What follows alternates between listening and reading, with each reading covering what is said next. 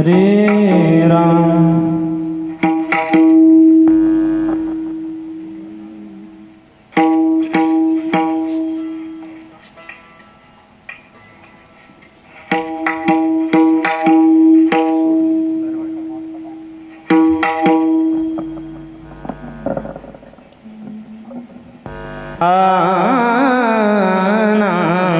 याचा बेस कमी करा.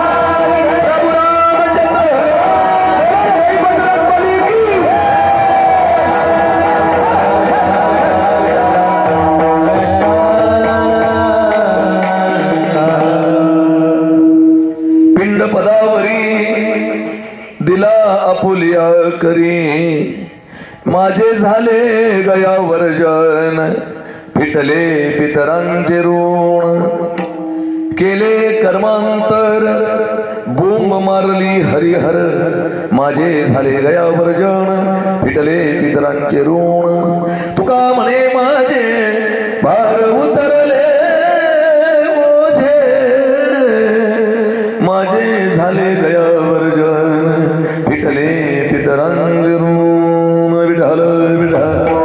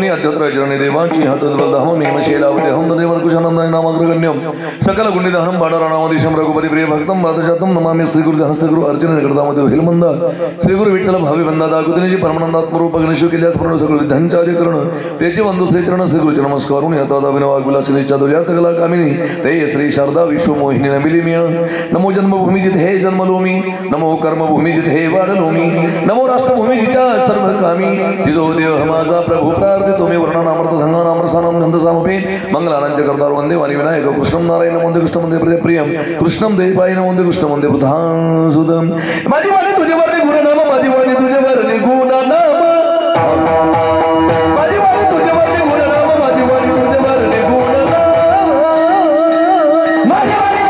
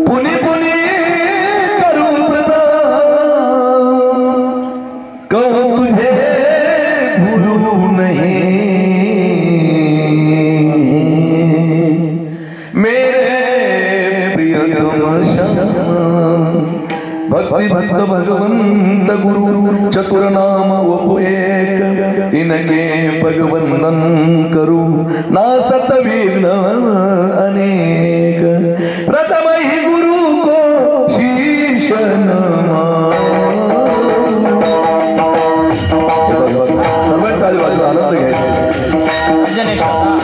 हरि चरणों में ध्यान लगा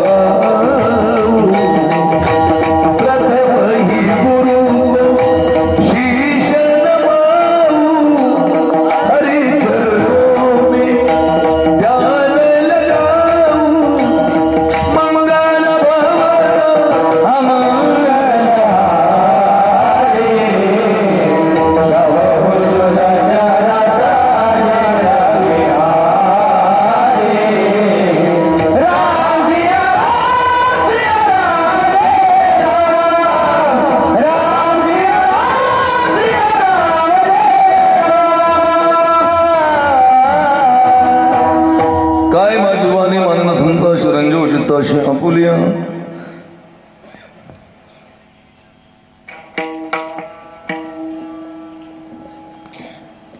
पिंड पदावरी दिला आपुलिया करी माझे झाले गयावर जन फिटले पितरांचे ऋण. अखिल कोटी ब्रह्मांड नायक चराचरामध्ये वास्तव करणारा भगवान परमात्मा, भगवान परमात्म्याची चिरविलास शक्ती ब्रह्मचित्कलाई साई मुक्ताई समर्थ सद्गुरु श्री गजानन महादादा महाराज आणि छत्रपती शोभांच्या पदस्पर्शाने पाहून झालेल्या महाराष्ट्र होईल तो चंद्रुणी वाशांचरता भरून आलेल्या माईबापांच्या चरणावर निंडलेला अभंग जगद्गुरु जगदवंदनीय निभुणवाशी वैकुंठवाशी वैराग्याचे मूर्तिमंत सागर असणारे छत्रपती शोभांचे आध्यात्मिक गुरु, जगाचा संसार सुखाचा व्हावा यासाठी स्वतःच्या संसाराची राख रांगोळी करून अव्याहत जीवन ज्यांनी समाजासाठी व्यतीत केलं अशा असणारे भगवत संप्रदायाच्या कलशस्थानी विराजमान संत श्री तुकोबराय यांचा 4 चरणाचा गोडासा अभंग तुम्हा मायबापांच्या सेवेसाठी निवडला.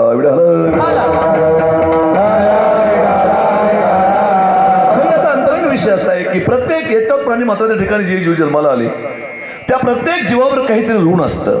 गल्लीपासून तर दिल्लीपर्यंत, साधकापासून तर सिद्धांपर्यंत, काश्मीरच्या आनंदवनापासून तर मलयागिरीच्या चंदनवनापर्यंत जोही त्या ठिकाणी मानव दिदर जो जीव आहे त्या प्रत्येक जीवावर काही ऋण असतात. मातृऋण, पितृऋण, भार्या ऋण, समाज ऋण, ऋषी ऋण, संस्कृती ऋण. त्यापैकी हे ऋणातून आपल्याला त्या ठिकाणी मुक्त होऊन जावं लागत असतं. तसं तुकोबरायाला त्या ठिकाणी कोणतरी प्रश्न विचारला असावा, तुकोबराया तुम्ही आपलं जीवन जे आहे ते जगतासाठी त्या ठिकाणी घालवलं, जगत कल्याणासाठी घालवलं, तुमच्या पूर्वजांसाठी तुम्ही काय त्या ठिकाणी केलेलं आहे. तुकोबरायाने विचारलं काय करावं लागतं. पिंडदान करण्याची प्रथा आहे, पुण्यस्मरण पिंडदान करण्याची प्रथा आहे.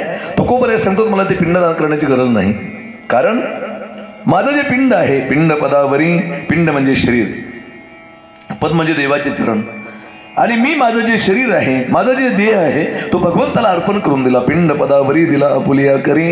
आणि याच्यामुळे झालं काय, मला काहीच करण्याची गरज राहिली नाही. माझे झाले गयावर जन फिटले पितरांचे ऋण. यात माझं त्या ठिकाणी गया क्षेत्रावरचं जे पिंडदान विधी असतात तो माझा यामध्ये झालेला आहे. मग तुकोबरायला विचारलं महाराज तुम्ही असा कुठला त्या ठिकाणी कर्म केलं ज्यासाठी. तुकोबराय म्हणतात मी भगवंताच्या नामचिंतनाशिवाय काही केलं नाही. केले कर्मांतर बोंब मारली हरिहर.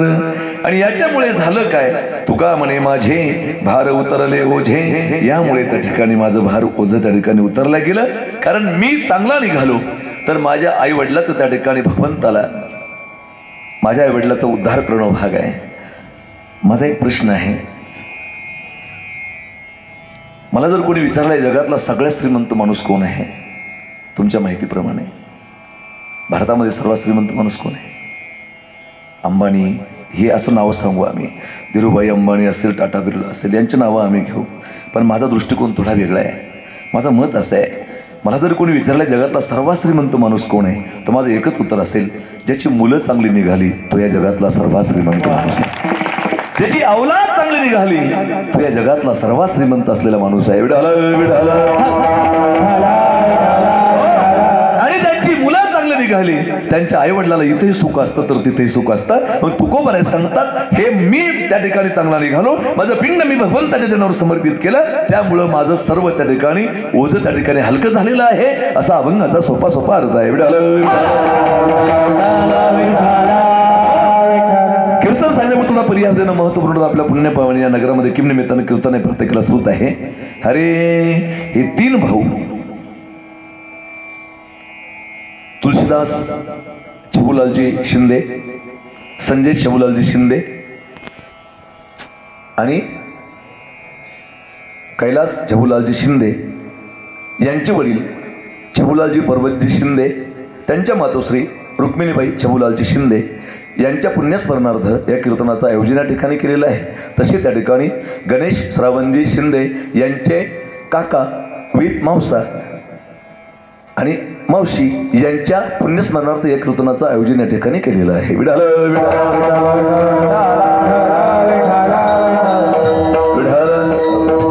आता ते माझ्या पाठ झालं. तुम्ही मला अजून 5 वर्षांनी विचारलं तुम्ही नाव तुम्हाला क्लिअर सांगून का.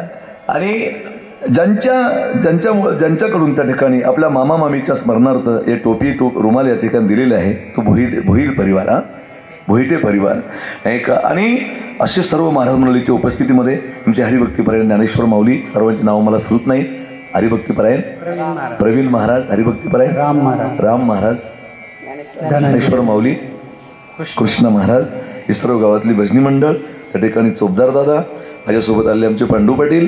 आपल्या सर्वांच्या उपस्थितीमध्ये हे कीर्तन पार पडतं. हे विडालं. खरं तर एवढ्या अर्जंट तारीख देणं त्या ठिकाणी शक्य होत नाही. तुम्हाला खोटं वाटेल, या महिन्यातलं माझं हे 43वं कीर्तन आहे. आणि आजचं जे कीर्तन माझं जिथं आहे ती पत्रिका माझ्या सोबत आहे व्हॉट्सअपला. ताई म्हणल्या तुम्ही काही करा, माझ्या भावाच्या घरचं कीर्तन आहे, तुम्हाला हे कीर्तन द्यावं लागेल. मग मी चेंज केलं थोडं. काल्याचं कीर्तन मी घेतलं तिकडचं आणि आजचं कीर्तन त्या महाराजांना दिलं. ते बी रिकामे होते आणि उद्या मी पण रिकाम होतो सकाळी. अशाच पद्धतीनं त्या ठिकाणी हा योग या ठिकाणी आलेला आहे. खरं तर या भागात मी कुठं आलोय मला आठवत नाही, पण आलोय कुठेतरी. आणि सर्व महाराज म्हणले त्या ठिकाणी. महाराज बोलले आपल्या भेटी झाल्यात माऊली, आणि आपल्या आता जरी भेटी झाल्या नसेल तरी जन्मोजन्मी आम्ही त्या ठिकाणी सोबत आहोत, म्हणून आम्ही एका संप्रदायामध्ये त्या ठिकाणी आलो आहोत. तुका म्हणे तदी होतो आम्ही, किंवा जे जे झाले अवतार तुका त्याचे बरोबर, आपण सोबतच आहोत, त्याच्यामुळे सोबत घडली. विडाला सर्वांना भेटून या ठिकाणी आनंद झाला. मला जशी सेवा करता येईल 11 वाजेपर्यंत तशी मी त्या ठिकाणी करण्याचा प्रयत्न करणार आहे. पहिल्यांदाच्या गावामध्ये आलो इंद्रायणी ताईच्या माध्यमातून. ताईने सांगितलं माऊली काही करा, पण तुमची तारीख या ठिकाणी तुम्ही द्या. पण 2-3 त्या ठिकाणी प्रॉब्लेम झाली. ताई मला पहिल्या म्हटल्या पहिले क्लिअर करून जातो तुम्हाला, पुन्हा त्या ठिकाणी प्रॉब्लेम. मी थोडा मोकळ्या मनाचा माणूस आहे, आणि माणूस जेवढा मोकळ्या मनात राहील तेवढा चांगला जगत असतो. असा कोंदाटेल माणूस लय बेकार आहे का. मला ताई म्हणले त्यांना पैसे किती सांगू. मी पैशाचं काही बोलत नाही. 15,000 सांगू का म्हणले. मी बोलतच नाही. 11 सांगू का, तरी मी बोलत नाही. मग म्हटले ते 11 म्हणतात, नंतर म्हणले ते 9 म्हणतात. तुम्ही मला नाही दिलं तरी मी तसा जाईल, कारण मी व्यवसाय म्हणून कीर्तन नाही करत आहे का. माझा हा व्यवसाय नाही आहे का. चटके काय बसू लागले हे माझं मला माहित आहे का. परंतु त्या ताई असं 2-3 स्टेप झाल्या त्याच्यामुळं मला थोडं मी बेचैन झालो होतो कीर्तनाच्या. तर विडाला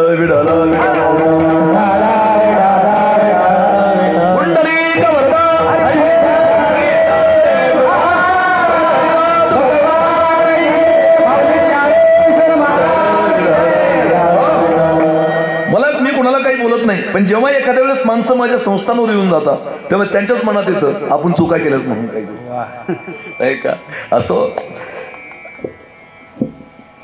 आई बाबांच्या पुण्यस्मरणार्थ या कीर्तनाचं या ठिकाणी आयोजन या ठिकाणी त्यांच्या मुलांनी केलेलं आहे.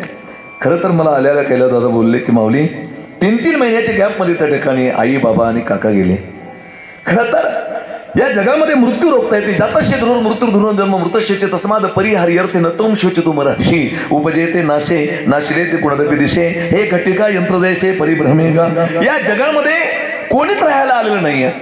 मी एक शेर वाचला होता कुठेतरी, कीर्तनात शेर म्हणून आहे कारण हे 1.25 शेर आहे, पण सहज आठवण म्हणून सांगतो तुम्हाला की प्रत्येकाला जायचं आहे का. ते ना एवढं आले जमका अजब तराकाबे तो का जाने लड़काबे 9 मरगे 10 मरगे मरगे 1788 33 कोटी देवता मरगे पडे काल की फाशी पिर मरे पैगंबर मरगे मरगे जिंदा जोगी जपी तपी सन्यासी मरगे मरगे हकीम रोगी 3 लोकों पर छत्र विराजे लुटा कुंज बिहारी कहत कबीरा सोबी मरगे रहतो कोण बिचारी जमका अजब तराकाबे तू क्या जानी लड़काबे.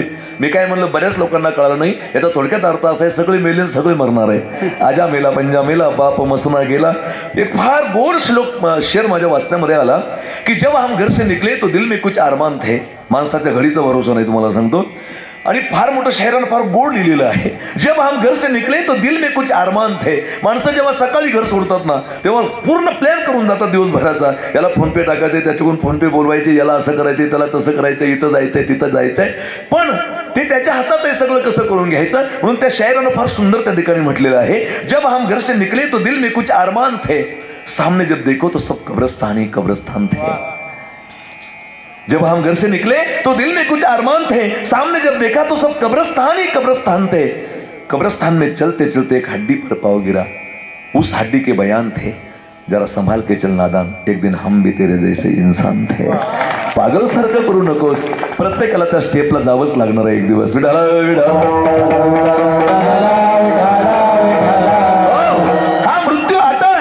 त्यांनी माझ्याकडे खेद व्यक्त केला.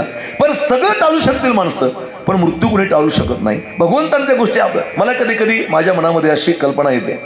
मी तुला कल्पना माणसात कल्पकता असावी. माणूस कल्पना खोरा असावा पण शंका घोर नसावा.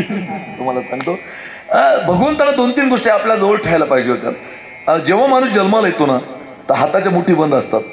तर माझं असं कधी कधी असं वाटतं मला, बरं कल्पना आहे माझी, की देवाने दोन्ही हातात 2 चिठ्ठ्या ठेवायला पाहिजे होत्या. उजव्या हातात जन्मतारीख आणि हातात मरणाची तारीख.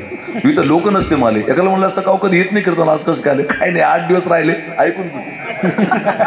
हो, एका हातात जन्माची तारीख पाहिजे होती का, आणि इथे एक खिडकी पाहिजे होती महाराज, की याच्यामध्ये काय काय चालू आहे म्हणून, कोणा कुठेही मार खाल्ला.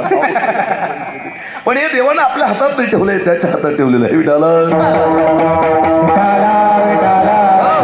आणि मृत्यू कोणी टाळू शकत नाही. त्यांनी खूप पश्चाताप केला माझ्याकडे जेवताना, की माऊली कमी वयामध्ये आणि लवकर गॅपमध्ये त्या ठिकाणी 3-3 महिन्याच्या गॅपमध्ये ते गेले. पण ऐका ना, तुम्ही सगळं करू शकता, मृत्यूला नाही टाळू शकत. म्हणजे महाराज दृष्टांत सांगायचे. एका माणसाकडे यमदूत आला. यमदूत वेगळा, यमधर्म वेगळा, यमराजा वेगळा. हे सगळं डिपार्टमेंट आहे. पोलिसाचं कसं डिपार्टमेंट आहे तसं हे देवाचे डिपार्टमेंट आहे. त्यांनी सगळे डिपार्टमेंट त्या ठिकाणी ठेवलेले आहे.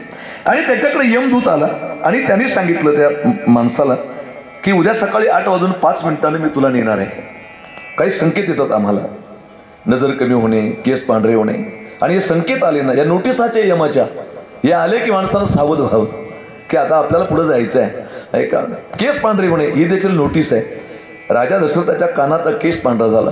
श्रवण समीप भयसित केसा मनहु जरटपण उपदेशा, असं वर्णन केलेलं आहे की श्रवण समीप भयसित केसा मनहु जरटपण असं उपदेशा. श्रवण म्हणजे कान, समीप म्हणजे जवळ. आणि राजा दशरथाने विचार केला की आता हे राज्य प्रभू रामचंद्राला द्यायला काही हरकत नाहीये. तसं त्याच्याकडे यमदूत आला आणि त्या यमदूताने सांगितलं की बाबा उद्या 8:05 मी तुझा प्राण नेणार आहे. तुला रात्यातून काय खायचं, काय प्यायचं, कोणाचे द्यायचे, कोणाचे घ्यायचे, कोणाला 3 न वाटलेले, कोणाला 5 न वाटलेले, कोणाला 2 न दिलेले आहे, कोणाला फ्री मध्ये दिलेले आहे, ते सगळं त्या ठिकाणी ऑब्झर्व करून घे. रात्यातून सकाळी 8:05 तुला जायचंय. तेवढ्यात त्यांनी सांगितलं तिथं वशिला चालत नाही. त्यांनी सांगितलं असं काय करतो यमा, अरे लहाण्यापूर्वीचं लग्न राहिलं अजून, असं नको करू ना. नाही म्हणले ते जमणार नाही. म्हणली ही यादी आहे, या यादीत तुझं नाव पहिलंच आहे, तुला न्यायचंय मला. त्याने थोडं डोकं चालवलं. सगळ्यात डोकेबाज आणि सगळ्यात धोकेबाज कोण असेल तर माणूस आहे. त्यांनी सांगितलं राजा यमदूता काही हरकत नाही, उद्या 8:05 मी यायला तयार आहे. पण आमची संस्कृती असं सांगते, सानंदम सदनम सुतास्य सुदे कांता मृदू भाषिणी सन्मित्रम सदनम सहितज्ञापरा सेवका आतिथ्यम शुभदिनम प्रतिदिनम मिष्टान्नपानम गृहे साधू संगम उपासते सततम धन्य गृहस्थाश्रम. गृहस्थाश्रमाची मर्यादा आहे, आपल्या घरी आलेल्या अतिथीचं स्वागत करावं. म्हणून माझी इच्छा आहे की तू गावरान गाईचं दूध त्या ठिकाणी माझ्या घरचं ग्लासभर दूध प्यावं. कारण गावरान गाईचं दूध आहे ना एक अलौकिक असतं. एकदा स्वामी विवेकानंदाला एका विदेशी माणसाने विचारलं, स्वामीजी तुम्हारे हिंदुस्तान में कौन सा जानवर अच्छा है और कौन से जानवर का दूध अच्छा है? तो स्वामी जी ने कहा मेरे हिंदुस्तान में भैंस नाम का जानवर अच्छा है और भैंस नाम का जानवर का दूध अच्छा है. विदेशी आदमी बोला, स्वामी जी मैं आपको बहुत बड़ा माइंडेड समझता था, लेकिन आज पता चला कि आप एब्सेंट माइंड हो. स्वामी जी ने कहा क्यों, क्या हुआ? बोले हमने तो ऐसा सुना था कि तुम्हारे हिंदुस्तान में गाय नाम का जानवर अच्छा है और गाय नाम के जानवर का दूध अच्छा है. स्वामी जी ने कहा तूने कितने बार मुझे ऐसा प्रश्न पूछा कि तुम्हारे हिंदुस्तान में कौन सा जानवर अच्छा है, कौन से जानवर का दूध अच्छा है? तो मैं बार बार यही दोहराऊंगा कि मेरे हिंदुस्तान में भैंस नाम का जानवर अच्छा है, भैंस नाम जानवर का दूध अच्छा है. क्योंकि गाय को हम जानवर नहीं मानते हैं, गाय को हम मां मानते हैं. और गाय को हम मां मानते हैं और गाय के दूध को हम अमृत मानते हैं. इसीलिए तूने गलत सुना है. तो उन्होंने कहा भैया मेरे घर की गाय है, गावरान गाय है, एक ग्लास भर दूध लेके जाना. यमदूत म्हणला काय हरकत नाही. तो माणूस किचन मध्ये गेला, मस्त गावरान दूध मस्तपैकी एक ग्लास भर तापवलं आणि त्याच्यामध्ये झोपीच्या गोळ्या टाकून दिल्या. सगळ्यात धोकेबाज माणूस आहे. मला सांगा, प्रभू रामचंद्र जेव्हा रावणावर विजय मिळवला तेव्हा वानराला सोबत नेलं का माणसाला सोबत नेलं? माणसं येऊ शकत नव्हते काय? वानरालाच का घेतलं? पहिली गोष्ट, वानराला खिशे नाही. ज्याला खिशे नाही त्यांचे खिशे नाही, ज्यांना खिशे आहेत त्यांचे खिशे आहेत. कळलं ना? अनेक लोक आले असते प्रभू रामचंद्राच्या सोबत, पण रामाला माहित होतं हे लंकेमध्ये गेल्यानंतर रावणाकडे सोनं भरपूर आहे. या रावणानं जर यांना 50-50 ग्रॅम सोनं दिलं, ही अवलाद एका रात्यात पलटी मारून सांगता येत नाही यांचं काय. एका लाटात पलटी मारतातच लोक 500-500 रुपयावर.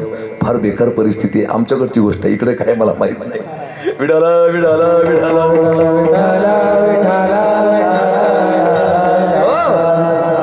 पण माणूस धोकेबाज प्राणी आहे. त्याने झोपेच्या गोळ्या टाकल्या त्याच्यामध्ये, ऐका ना, आणि त्याला दिलं. त्याने ते दूध पिलं. अवघ्या 15 मिनिटं त्याला झोप लागून गेली. आणि मग यानं ती यादी घेतली. याच्या यादीत किती नंबर होता? पहिलाच नंबर होता. त्याने व्हॅटनर घेतलं आणि ते नाव खोडलं, सगळ्यात खाली लिहिलं. तो म्हणलं अख्खा मालेगाव तालुका थांबावीन पण आपला नंबर नाही लागला, नाही का. आणि याची 2-3 घंट्यानं झोप झाली यमदूताची. ते फ्रेश होऊन उठलं. खरं तर माणसाची झोप चांगली झाली की माणूस चिडचिड करत नाही. 2च लोक सुखी येतात. आता जो लॅट्रिन मधून 2 मिनिटात बाहेर येतो पोट मोकळं होऊन तो, आणि दुसरा एक माणूस सुखी ज्याला पडल्या पडल्या झोप लागते तो. आणि ज्याला झोप लागत नाही तो किती श्रीमंत असतो त्यासारखा दरिद्री कोणीच नाही, तुम्हाला सांगतो. ते आमच्या वारकऱ्यांकडे आहे. माऊलीच्या सोहळ्यामध्ये त्या वडाच्या झाडाखाली पडला की गेला झोपी, अशी परिस्थिती आहे. आणि तुम्हाला सांगतो त्या यमदूतीतले खुश झाले. म्हणले राजा सगळे हे आत्मे वो परेशान आहे, मी खुश केलंस, तुम्हाला प्रसन्न झालो मी तुझ्यावर. एवढी शांत झोप मला कधी लागली नाही. तुझ्यावर प्रसन्न झालो. म्हटलं काय मागणार आहे मला? म्हणले काय अमर तर करू शकत नाही. नाही म्हणले मी अमर नाही करू शकत तुला, पण माझ्या आता जेवढा पावर आहे तेवढा वापरतो. या यादीला सुरुवात मी खालून करतो. हे म्हणलं आता काही खरं नाही, मला बरोबर 8:05लाच जायचं आहे. तुम्हाला जेवाय नाही का कोणीच राहायला आलं नाही. एरते पामर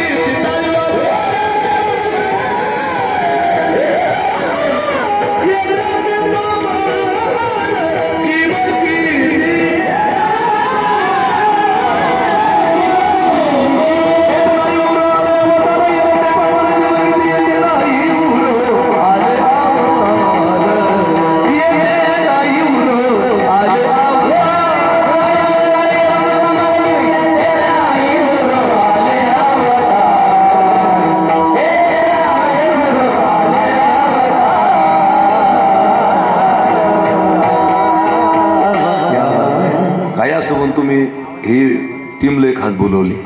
आणि खरं म्हणजे फ्रेश स्वभावाचे. एक सांगू का, नवीन महाराज नवीन भागात गेला आणि ते नवीन महाराजला भेटले असे पाहतात ते एकमेकांकडे जसे एका भीतीवर 2 बोके अटकले असे. पण हे सगळे फ्रेश माणसं भेटले म्हणून थोडा फ्री स्वभावाचा माणूस आहे. आणि खरं सांगू का, हा फ्रीपणा असावा प्रत्येकामध्ये.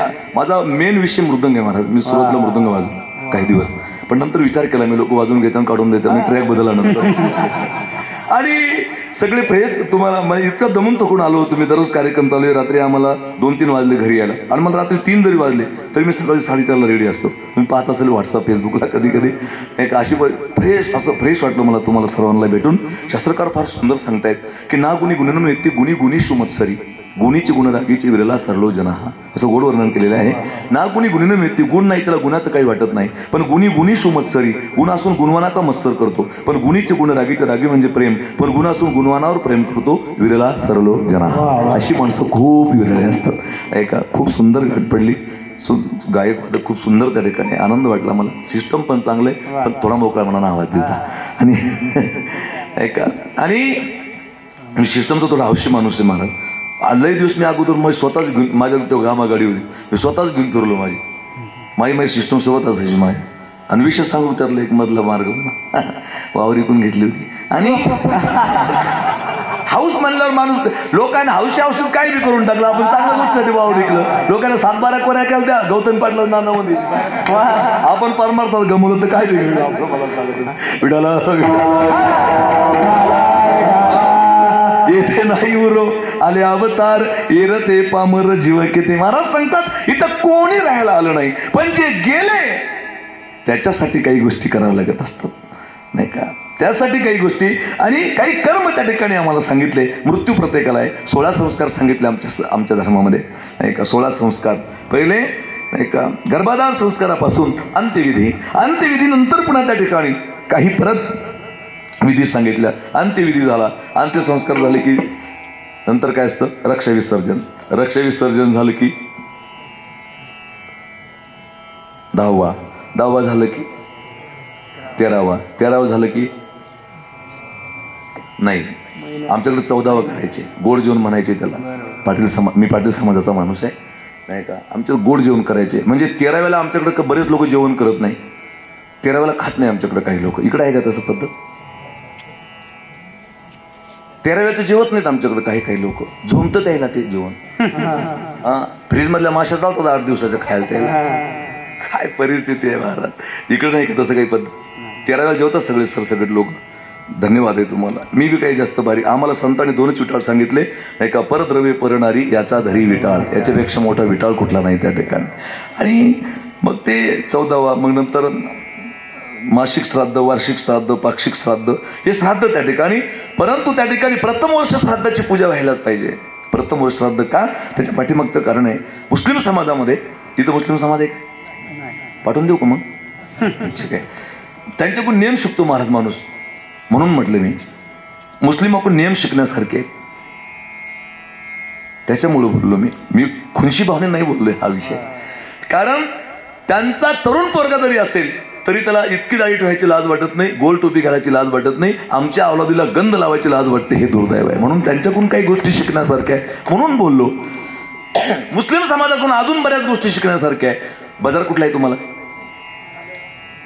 मालेगावचा बाजार आहे. तुम्ही आतापर्यंत असं पाहिलं का मुस्लिम समाजाचा जो माणूस आहे त्यानं बाजार केला आणि त्यानं बाजार केला आणि तिथंच दारू पिला, जास्त झाली दारू आणि तो बाजार पट्ट्यामध्ये त्या ठिकाणी दारू पिऊन पडला आणि तो बाजार तसाच तिथं पडला. असा एखादा मुस्लिम तुम्ही आतापर्यंत पाहिलाय काय? आपले आहेत ना. म्हणून म्हटलं मी त्यांच्याकडून काही शिकण्यासारखं आहे. पुन्हा सांगू तुम्हाला, एखादा मुस्लिम समाजाचा माणूस मोटरसायकलवर आपल्या बायकोला मुलाबाळाला घेऊन चालला, रस्त्याने जाताना त्याला देशी दारूचं दुकान दिसलं, त्याने तिथं गाडी तिथं रोडवर थांबवली, बायको गाडीजवळ उभी केली, दुकानात घुसला, एक प्यात मारली, तोंड पुसत बाहेर आला. असा एखादा मुस्लिम तुम्ही आतापर्यंत पाहिला? आपले. दुसरा एक मुद्दा आहे, किती श्रीमंत मुस्लिम समाजाचा माणूस असला त्याने ओपन मंडप लावून लग्न केलं व्याजान पैसे काढून. आपले. हा, भावबंद जिदीवर तर असं लग्न करीन आणि नंतर जाईन तोडीन नवरीला तिकडे पाहिजे का.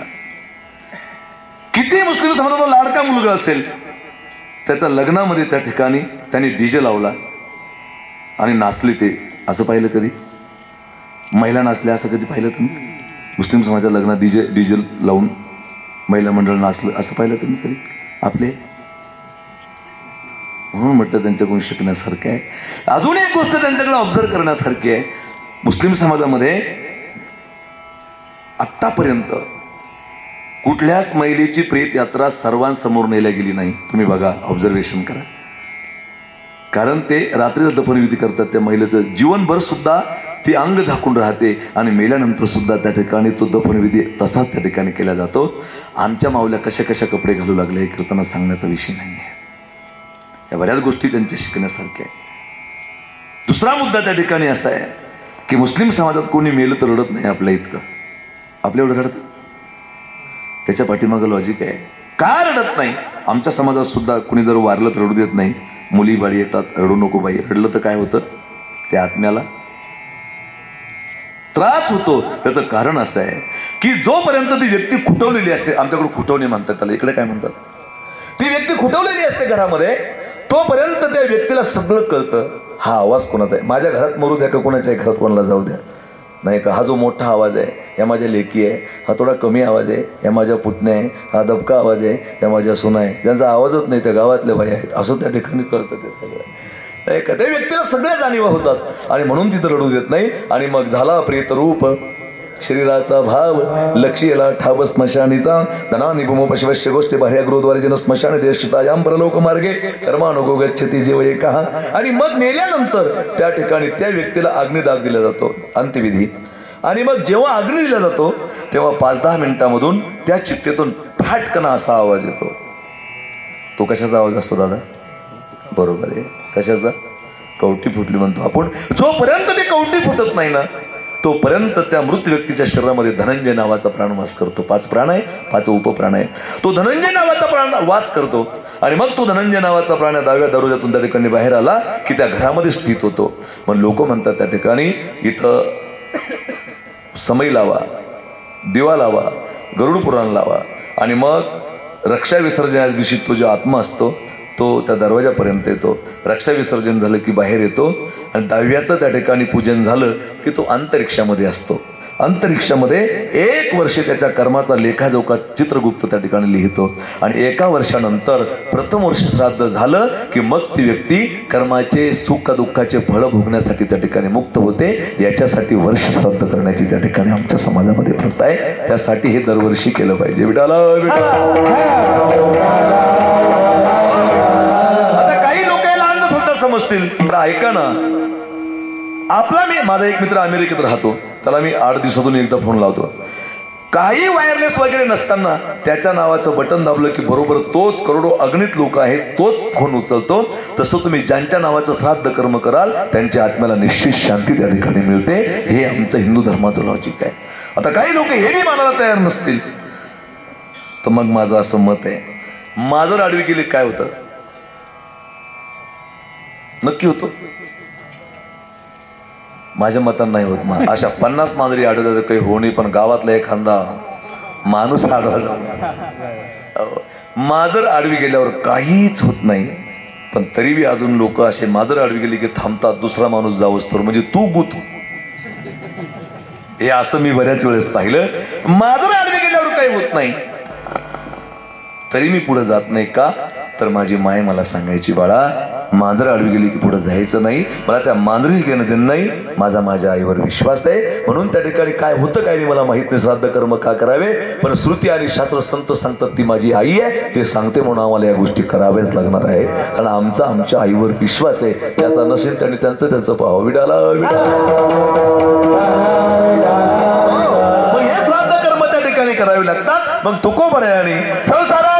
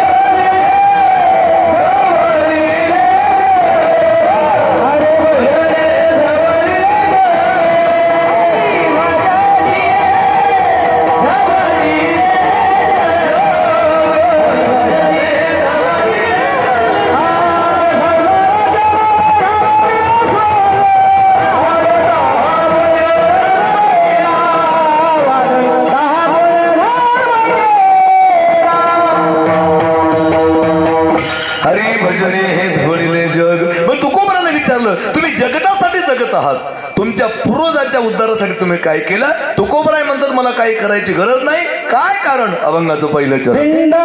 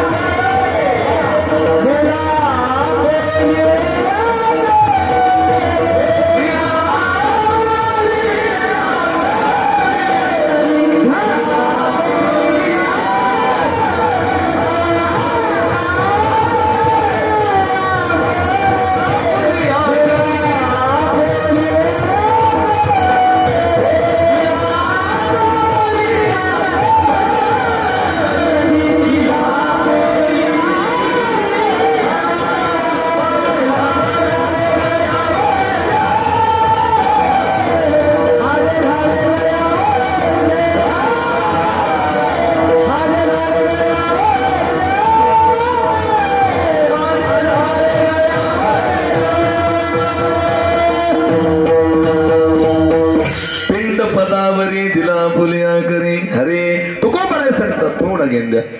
मी माझं पिंड भगवंताच्या पदावर अर्पण केलं. पिंड पदावरी दिला फुलिया करी. पिंड म्हणजे शरीर आणि पद म्हणजे देवाचे चरण. समचरण सरोजम साम्राणी लांब. त्या चरणावर मी माझं पिंड अर्पण करून दिलं आणि ज्यानं त्याच्या चरणावर पिंड अर्पण करून दिलं तो समर्पित आहे. अरे रामायणामध्ये गोड कथा येते. सरळ रामायण झालं. खरं तर आम्ही भाग्यवान आहेत महाराज. एक सांगू का, एक वाक्य सांगून जातो, फार गोड आहे. आतापर्यंत अनेक पिढ्या झाल्या आणि पुढे अनेक पिढ्या होतील, पण 2024 मध्ये जन्मलेली बाळ आणि 2024 मध्ये वाचलेली म्हातारी माणसं यांच्यासारखे भाग्यवान पिढी पुढे होणार नाही आणि मागे झाली पण नाही. तुम्ही म्हणताल का? त्याचं कारण सांगतो. आमची ही पिढी भाग्यवान का ठरली 2024 मधली? आमच्या मागच्या पिढ्यांनी मंदिरं पडताना पाहिली, पण आम्ही असे भाग्यवान आहेत की आम्ही मंदिरं उभी राहतो. भाग्यवान कोण आहेत महाराज? या वर्षीची रामनवमी मुक्त स्थितीमध्ये झाली आणि त्या रामाचे सेवक हनुमंतराय ऐका पूर्ण रामायण झालं. सीताराम चरिताति पावन मधुर सरस सगळं रामायण झालं. परमात्म्याने ठरलं कोणाला काहीतरी पद वाटायचे आणि पद कोणाला नकोय महाराज. पद तर त्या ठिकाणी प्रत्येकाला हवंय. सगळ्याला पद द्यायचं ठरलं. सगळ्याला पद दिले. कुणाला कोणतं पद, कुणाला कोणतं पद, आणि पद कुणाला नको आहे. पण असं पद असावं. ते तंटामुक्तीचा एक कार्यक्रम चालू होते त्यावेळेस. तुमच्याकडे आलते का ते तंटामुक्ती अध्यक्ष गावापर्यंत? आता ते थोडं कमी झालं त्याचं होल्ट. आरारावा गेले आणि आमच्या गावामध्ये असं बसले लोक. आता माझा सामाजिक कार्यात थोडा भाग आहे, मला आवड आहे पहिल्यापासून. लोकांनी ठरवलं माऊलीचं पोलीस स्टेशन इकडे तिकडे चांगला परिचय, माऊलीला तंटामुक्ती अध्यक्ष करा. आता मला व्हायचं नव्हतं. एक माणूस सुटला, त्याला क्वालिफाईड माणूस लागतो म्हणे. मलाही त्या दिवशी कळालं मी बिनडोक आहे म्हणून. मला पद्धत काही नको आहे. अवघड परिस्थिती आहे. फार मोठं गोड चिंतन आलंय ध्रुव चरित्रामध्ये. तरुण सागर महाराज सांगायचे, पद बिद के चक्कर में मुझे मत डालना प्रभु. जब पद आता है तो मद आता है, और जब मद आता है तो अहंकार आता है, और अहंकारी आदमी कभी समाज की सेवा नहीं कर सकता है. इसीलिए मुझे पद ऐसा होना चाहिए कि जो पद हमेशा कायम रहे. पद असं पाहिजे की जे कायम असावं त्या ठिकाणी. अपना जो पद होता है ना, राजकीय पद, वो जब तक है तब तक है, लेकिन जब वो पद जाता है वो आदमी भूत बनता है. तुमने सुनना होगा, भूतपूर्व आमदार, भूतपूर्व खासदार, भूतपूर्व सरपंच, ये जो पद होता है वो भूतपूर्व होता है, लेकिन संतों का जो पद होता है वो अभूतपूर्व होता है. और ऐसा जो अभूतपूर्व पद होता है वही चाहिए. हनुमानजीला त्या ठिकाणी प्रभू रामचंद्राने काहीच दिलं नाही, पण सीता मातेला थोडा राग आला. व्यवहार बाईलांना जास्त कळतो माणसापेक्षा. बाईला व्यवहार जास्त कळतो, माणसाला कळतो जास्त. बोलत जा ना आपल्या आपणच. ताई येईल की इथं कार्यक्रमाला, नका बोलू मग. आणि महिलांना व्यवहार कळतो माणसांपेक्षा. बघा तुम्ही, माणूस जर गेला लग्नाला 500 रुपये ऍड करून येईल, लगेच येईल, विचार करणार नाही. पण यांना जाऊ द्या, जग नेईल. जग केवढा देतो तो? 200-250 रुपयाचे जग घेऊन जाईल, पण डायरेक्ट घरी येणार नाही. त्या वरमाय भोवती गोंडा बोलून तिथं. बरं येते बाई मग आता येते, कशा करता असते येते मग आता साडी नाही का. माणसाचं काम असं, माणूस जर बाजारला गेला 100 रुपये घेऊन ना, तो कोणाच्या तरी 50 पण उसने करून घरी येईन वापस. यांना जाऊ द्या, त्यातले 20 तरी वापस आण. काट कसर यांना कळते. माणूस जर गेला ना तर 50 रुपये डझनचे केळं आणे. आणि माऊलीला जाऊ द्या, आमच्या आई साहेबाला जाऊ द्या, तेच केळं ते 30 रुपये डझन. रस्त्यानं शिकरण का होईना, पक्क लक्ष असतं व्यवहारावर. सीता मातेचं लक्ष गेलं आणि प्रभू रामचंद्राला सांगितलं, सीता मातेनं तुम्हाला काही कळत नाही. प्रत्येकाची सीता म्हणते असं. आणि तुम्हाला काही कळत नाही. प्रत्येकाची लग्न झालं, पडू बी नका त्याच्यात. जे पडले त्यांना माहिती आहे काय परिस्थिती आहे ते. विठाल विठाल फार अवघड आहे. प्रत्येकाची बायको म्हणणार तुम्हाला काही कळत नाही.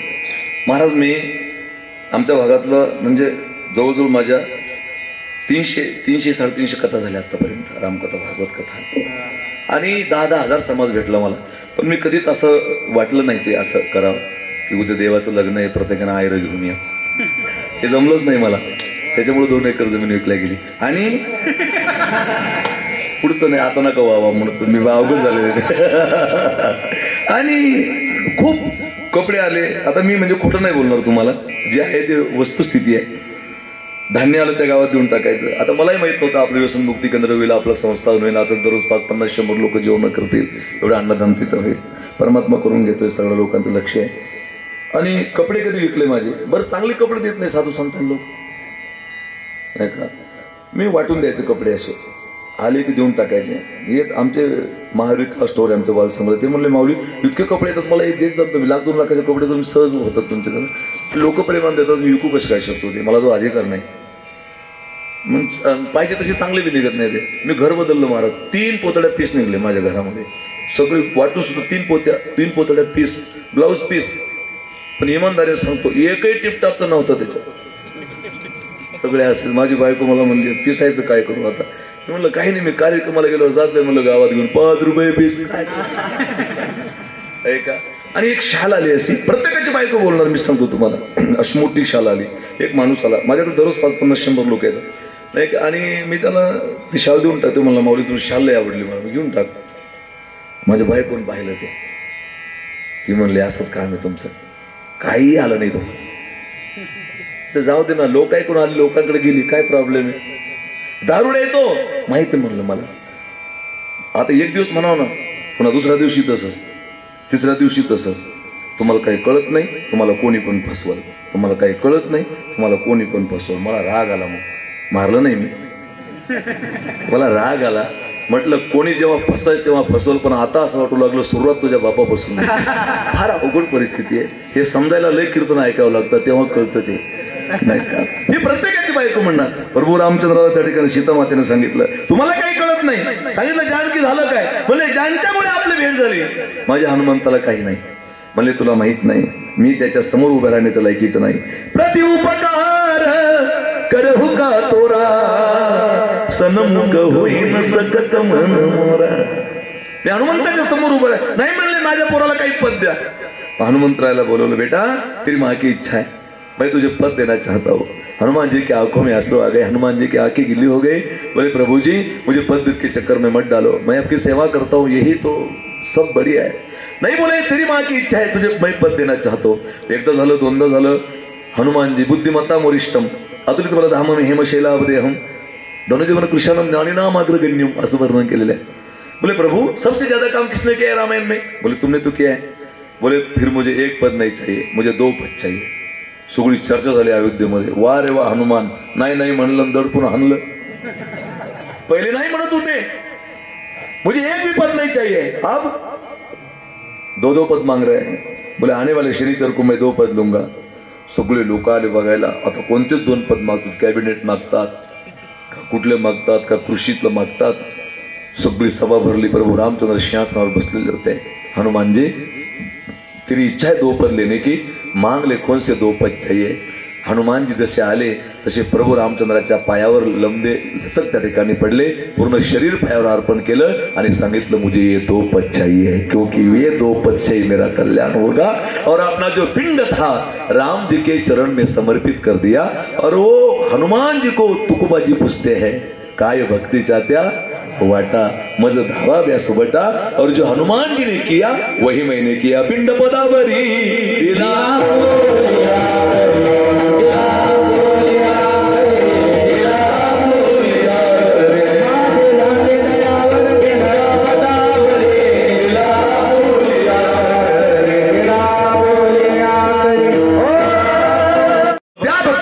दाखवल्या. काय मी माझं पिंड प्रभूच्या चरणावर समर्पित केलं, तसं तुम्ही केलं, त्याच वाटेनं मी गेलो. येते त्याच्यावरती श्री तत्वजना या न्यायाने तुकोबाराय बोलले, पिंड पदावरी नाही का सगळं काही मिळेल पण देवाचे पाय मिळत नाही. अजून एक अशीच कथा रामायणामध्ये येते. सीतामातेचं स्वयंवर होतं आणि सीतामातेचं स्वयंवर असताना प्रभू रामचंद्राने त्या ठिकाणी धनुष्य तोडलं. शॉर्टकट मध्ये सांगतो, मला आपल्याकडे वेळच 15 मिनिटं राहिला आता, नाही का? 10:30 वाजले का? चालू दे 11:30 लोक. चाल द्या ना, एवढ्यामध्ये इतकंच येतं.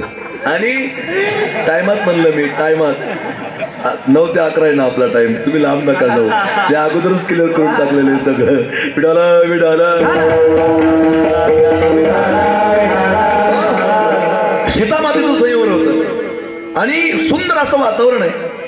राजा रावणाचा अपमान झाला तिथे, नाही का? सुंदर पैकी त्या ठिकाणी राजा रावणाला माहित होतं की मैं उठाऊंगा धनुष्य, जानकी वरमाला मेरेही गले में डालेगी.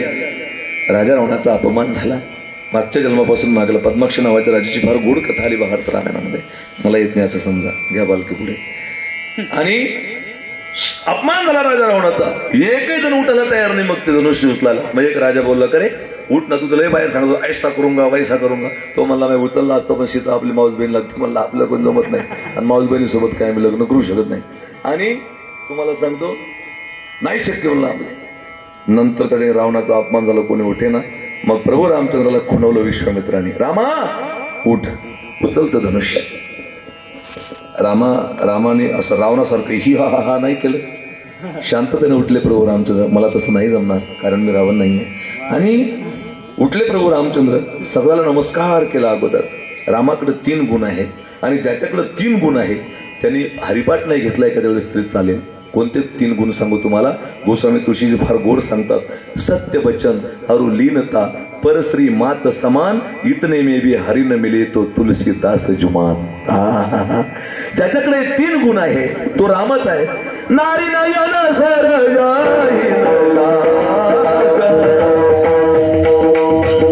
गोस्वामी तुळशीजी कहते हैं, जो परस्त्रीच्या नयन कटाक्षाने त्या ठिकाणी घायल होत नाही, जो कुठल्याही स्त्रीकडे वाईट नजरेने बघत नाही, तो रामच आहे. नारी नयन सरजाहीन लाग, घोर क्रोध मनीष जो भाग, लोभ पास जई कर्ण बधाया, सोनर तुम समही रघुराया. मंगल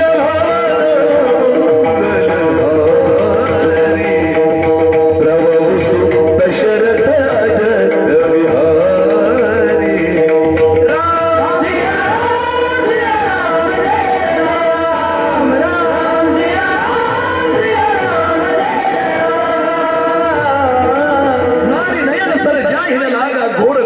मनीषी जो भागा, लोभ पास जय गरण बंधाया, सोनर तुम समही रघुराया.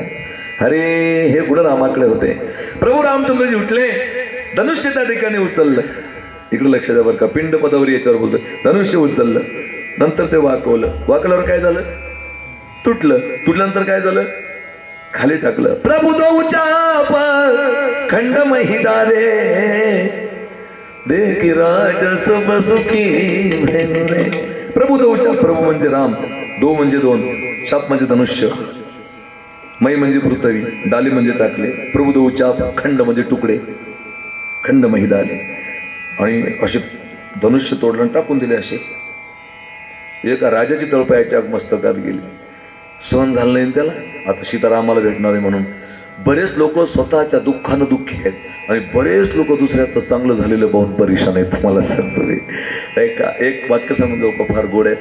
माझं चांगलं व्हावं असं ज्याला वाटतं ना, ज्या दिवशी तुम्हाला दुसऱ्याचं चांगलं झालेलं चांगलं दिसेल त्या दिवसापासून तुमचं चांगलं व्हायला सुरुवात होईल. ही गोष्ट लक्षात असू द्या कायम, नाही का?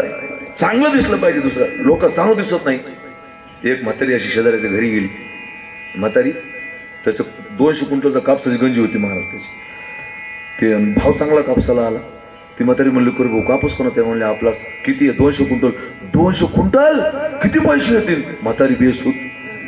ते कापूस पाहून बेसूत झाली.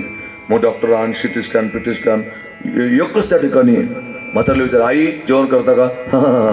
नाही का? भूक लागली का? हारमाल 5 रुपये, नाही का? असं ते म्हातारी एवढी त्या ठिकाणी सगळं उपाय केले पण म्हातारी काही शुद्धीवर येणं व्यवस्थित. पण एक सायकोलॉजिस्ट डॉक्टर होते. ते म्हणले म्हातारीला असं झालं कधीपासून? ते म्हणले ज्या दिवशी तिनं शेजारीचा कापूस पाला त्या दिवसाचीच बेसूद होईल अशी. डॉक्टर म्हणले मी प्रयत्न करतो. डॉक्टर गेले, तिच्या तोंडावर पाणी शिपलं आणि कानाजवळ गेले डॉक्टर. तिच्या कानाजवळ म्हणले आजी, आजी भाऊ, ओ आजी, हा आजी, हा हरमाल 5 रुपये, हा हस खरे फक्त. म्हणले आजी तू 2-4 दिवसापूर्वी जो कापूस पालता त्या म्हाताऱ्या त्या शेजाऱ्याचा, हा म्हणले त्याच्यावर दिवा पडला आणि जळून खाक झाला. म्हातारे लगेच उठून बसले, आत्ताशी बरं वाटतं रे म्हणे. अशीच झाली परिस्थिती. पोट दुखतं दुसऱ्याचं चांगलं झालेलं पाहून लोकांचं. तसं एका राजाचं पोट दुखलं आणि तो राजा धनुष्याजवळ गेला. अरे ओ धनुष्य, तू कितना पागल है. फार मोठा गोड भाव सांगितला संतांनी. तू कितना पागल है. धनुष्य ने कहा क्यों भाई, क्या हो गया. बोले अरे राम ने तुझे तोड़ा और फेंक दिया. हमारे हाथ से टूटता तो तेरी पूजा करते, हमारे हाथ से टूटता तेरी पूजा करते हम, लेकिन राम ने तुझे तोड़ा और फेंक दिया. धनुष्य ने कहा ओ राजा तू ज्यादा टेंशन मत ले, मैं कितना भाग्यशाली हूं और मैं टूट गया हूं. क्यों पता है, सुन, राम ने मुझे देखा उसका मुझे गम नहीं, राम ने मुझे हाथ लगाया उसका मुझे गम नहीं, राम ने मुझे उठाया उसका भी मुझे गम नहीं, राम ने मुझे टेढ़ा बनाया उसका मुझे गम नहीं, राम ने मुझे तोड़ डाला उसका भी मुझे गम नहीं. क्यों पता है, तोड़ा लेकिन तोड़कर डाला कहा तो अपने चरणों के पास डाला. मेरे जैसा भाग्यशाली दुनिया में दूसरा कौन हो सकता है. और मैं ही चरणों के तरफ गिर गया. पिंड पदावरी दिला अफुलिया करी. सब कुछ मिलता है लेकिन मेरे प्रभु के चरण तो कभी किसी को नहीं मिलते हैं, वो मुझे मिल गए. मेरे जैसा भाग्यशाली कौन होता है. और जो परमात्मा के चरण के ऊपर अपना पिंड समर्पित करता है बहुत बड़ा भाग्यशाली होता है. तुकोबा जी कहते वही मैंने किया. पिंड पदावरी दिला अफुलिया. विडाला विडाला. आणि याच्यामुळे झालं काय, अभंगाचं दुसरं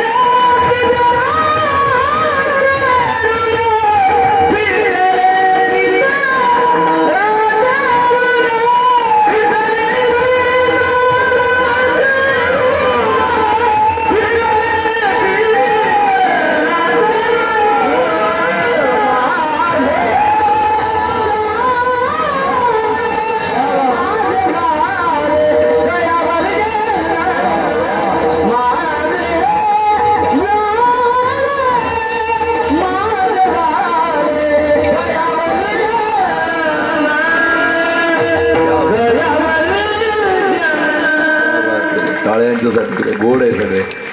माझे झाले गया वर्जन. अरे या ठिकाणी माझं गया क्षेत्राचं त्या ठिकाणी गया वर्जन पिंडदान त्या ठिकाणी झालं असं मी मानतो. ऐका लक्ष द्या, आपले फक्त 15 मिनिटं राहिले. लक्ष द्या. अरे माझे झाले गया वर्जन. गया या क्षेत्रावर पिंडदान करण्याची प्रथा आहे. का, तिथं गयासूर नावाचा एक असं फार मोठा तपश्चर्या करत होता ब्रह्मदेवाची. त्याचं एवढं तप झालं आणि ब्रह्मदेवाने विचारलं, ए गयासुरा तुला काय पाहिजे ते माग. गयासूर तपाच्या अंती सगळं काही. डॉक्टर बाबासाहेब आंबेडकर सांगायचे शिक्षण वाघडीचं दूध आहे आणि जो पिल तो गुरगुरल्याशिवाय राहणार नाही. तसं तप हे एक अलौकिक आहे, करून तो गुरगुरल्याशिवाय राहणार. गायन झालं, वादन झालं, हे तपश्चर्याचे महाराज नाही का, हे सगळे तपश्चर्या आहे. त्याने फार मोठं तपश्चर्या केली. ब्रह्मदेवान सांग तुला काय पाहिजे माग, ते उन्मत्त झालं ते, पण त्याचा उपयोग चांगला केला पाहिजे, पण हे महत्वाचं आहे. नाही तर ते होलिकेसारखं अंगावर येतं. ते सांगितलं त्या ठिकाणी तूच माग, काय मागायचं ते. ब्रह्मदेव म्हणला अरे असं काय करतोय, मी तुला वरदान देतोय. नाही म्हणले ब्रह्म्या तुला काय पाहिजे ते माग. ब्रह्मदेव घाबरले, तर अवघड झालं. उलटा चोर कोतवाल कुडाटे. ब्रह्मदेव भगवान विष्णूकडे गेले, म्हणले चतुरातु शिरोमणी. ते असं म्हणते भगवान विष्णू त्याच्याकडे गेले गयासुराकडे. ए गयासुरा तुला काय पाहिजे माग. गयासुर म्हणले ए विष्णू तुला काय पाहिजे ते माग.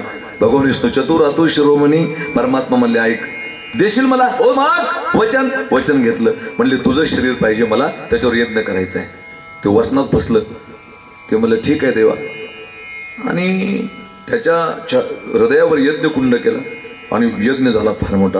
आता देवाला वाटलं की आता यज्ञ झाल्यावर हे बदलं, पण तसंच उठलं पुन्हा. एक एक को चुन के मारूंगा. काहीच फरक नाही. भगवंत म्हणले अवघड झालंय, आता बदल व्हायला पाहिजे थोडा तरी. काही लोक एवढं कीर्तन ऐक, प्रवचन ऐक, सगळं ऐक, पण ते म्हणले हे महाराज लोकांना कामाचे अशी बी हरामी पैदा झाले.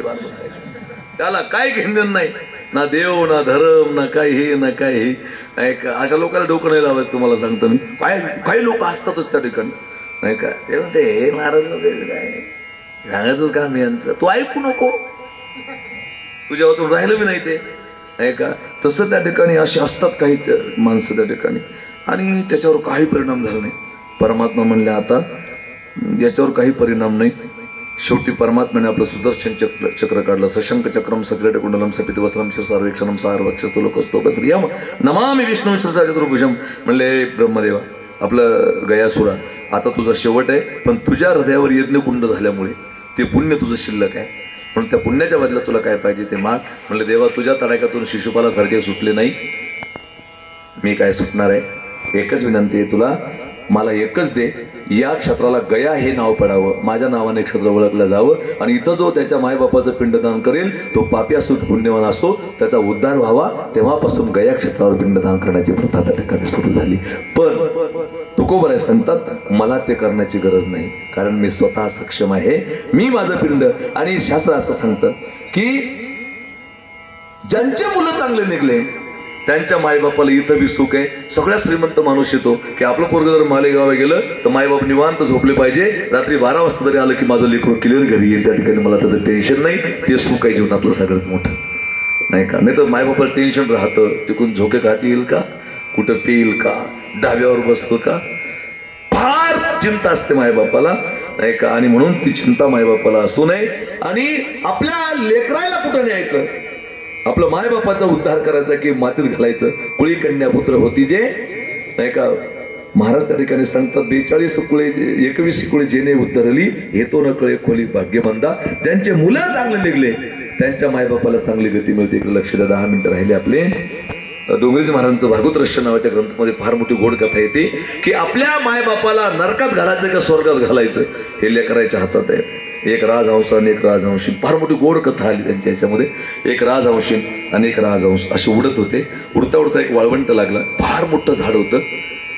ते म्हणजे रात्र झाली तर मुक्काम करू, पण मुक्कामी कुठं राहावं. तिथं कावळाचं घर होते, कावळा राहत होता. त्या राजहंसानं आणि राजहंशीनं सांगितलं आम्हाला रात्रभर इथं राहू द्या. कावळा म्हणला राहा, पण ते राहिले तिथं. पण त्या कावळ्याची नजर तर राजहंशींवर फिरली. कावळे असेच असतात, बस स्टँड लागी कॉलेजच्या गेटावर, त्याला काय, त्याची नजर तर राजहंशींवर फिरली. आणि त्याने विचार केला काय झालं तरी राजहंशीने आपल्याला मिळावी सकाळी, आणि त्यानं राजहंशीने हिसकून घेतली. बा असं करू नये. ज्ञानोबराय बोलतात हे असो आपली वनिता कुरूप जरी झाली परी भोगिता तेच भली जया परी. ज्ञानोबरायचे फार गोड चिंतन ज्ञानेश्वरीमध्ये आलं. लोकांची धवळारे देखून या मनोहारे असती आपुली तणारे मोरावे केवी. लोकांची चुनगतीचे मकान पाहून झुरल्यापेक्षा आपण आपल्या झोपड्यात आणून देत राहिलं पाहिजे. ती माणसं सुखी असतात, ते करायचंच नाही. आपण आपल्याला जे दिलं भगवंताने. इंदुरीकर महाराज दररोज 1.5 लाख रुपये कमवते, आणि मी म्हणलं मला दररोज भेटले पाहिजे, झुरूझुरूच मरायचं की नाही. त्याच्यापेक्षा आपण आनंदी आहोत. तुम्ही आहे त्या ठिकाणी जर सुखी राहिलात. तुम्हाला सूत्र सांगतो नाही का, वेळ झाली आपली, बस करू. एक सूत्र सांगतो, 4 गोष्टी इकडं लक्ष द्या. चालताना पुढे पहा, जेवताना मागे पहा, प्रपंचात खाली पहा आणि परमार्थात वर पहा. 4 सूत्र आहे. चालताना पुढे पहा, ऍक्सिडेंट होतील का? पण लोक येण्यासारखे करतात. एक पूर्व सायकलवर निघलं नाही का, त्यांनी त्या ठिकाणी ते पाय दांडीवर घेतले, देखो मुझे पैर नाही, हात बांधून घेतले, देखो मुझे हात नाही, सायकलला गरका खाल्ला, खाली पडलं, उठलं, मुझे दात नाही. त्याला काय विनाकारण शायनिंग मारायची नाही ना, शायनिंग मारायचीच नाही विनाकारण. चालताना पुढे पहा, जेवताना मागे पहा. मागे पाहून याचा अर्थ असा नाही मागे पाहून जेवा. समजा एकदम चांगली भाजी झालेली आहे, 2 लोक जेवायचे राहिले अजून, आणि ते भगुण्याचं मूड वाजू लागलं, तरी म्हणा वा वा ताई काय भाजी झाली, अरे पण झाली ना ती, अजून 2 जण राहिले जेवाय, त्याचा विचार कर. जेवताना मागे. प्रपंचामध्ये खाली पहा, नाही का, ज्याचं 2 तालाचं मकान आहे त्यांना असं विचार करावा, मला तरी 2 तालाचं मकान आहे, माझा शेजारचं 1 तालात राहतो, त्याच्यापेक्षा मी श्रीमंत आहे, त्या 1 तालात राहण्याचा विचार करावा. मला तरी स्लॅबचं घर आहे, माझ्या शेजारचा पत्राच्या घरात राहतो, त्याच्यापेक्षा मी सुखी आहे, पत्राच्या घरात राहण्याचा विचार करावा. मी तरी पत्राच्या घरात राहतो, माझ्या शेजारी छपरात राहतो, त्याच्यापेक्षा मी सुखी आहे, छपरातल्या घरात राहण्याचा विचार करावा. मला तर राहायला छप्पर आहे, पण माझ्या शेजारचा त्या ठिकाणी एकदम त्या ठिकाणी झोपड्यात राहतो, त्याच्यापेक्षा मी सुखी आहे, झोपड्यात राहण्याचा विचार करावा. मी तरी झोपड्यात राहतो, काही लोक त्या ठिकाणी मुंबईमध्ये पालात राहतात, त्याच्यापेक्षा मी सुखी आहे. आणि जो पालात राहतो त्याने असा विचार करावा, मला राहायला तरी पाल आहे, पण लोकांचे फुलाखाली त्या ठिकाणी हाल आहे, फुटपाथवर, मी त्याच्यापेक्षा सुखी आहे. तुमच्या जीवनात तुम्ही कधी दुःखी नाही होणार. ज्याच्याकडे 4 व्हीलर आहे त्याने असा विचार करावा, मी 3 व्हीलरचे लोक आहे, त्याच्यापेक्षा मी सुखी आहे. त्याच्याकडे 3 व्हीलर आहे, मी विचार करावा, माझ्याकडे 3 व्हीलर आहे, 2 व्हीलर आहे, त्याच्यापेक्षा मी सुखी आहे. 2 व्हीलरने हा विचार करावा, माझ्याकडे तरी मोटरसायकल आहे, हा सायकलच आहे, त्याच्यापेक्षा मी सुखी आहे. सायकलवरनं हा विचार करावा, माझ्याकडे सायकल आहे, दुसरा पायी चालला, त्याच्यापेक्षा मी सुखी आहे. आणि जो पायी चालतो त्याने विचार करावा, मी तरी पायी चाललोय, पण काही लोकांना पायीच नाही, त्यांच्यापेक्षा मी सुखी आहे. तुमच्या जीवनात तुम्ही कधीही दुःखी होणार नाही. पण तुम्ही वर पाहता, इतकं चांगलं झालंच कसं, झुरू झुरू मरशील तू, नाही का, हे कधीच नाही.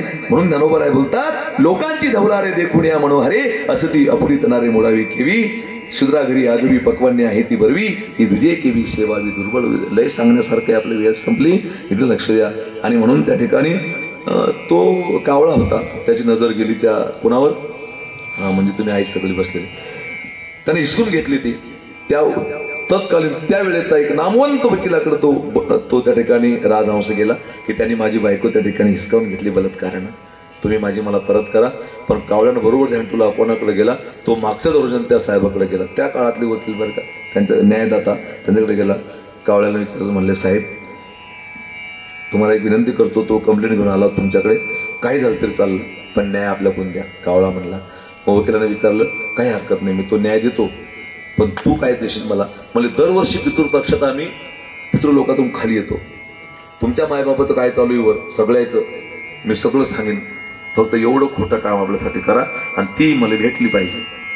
याच्यासाठी लय लोक मेले, काय झालं तरी चाल.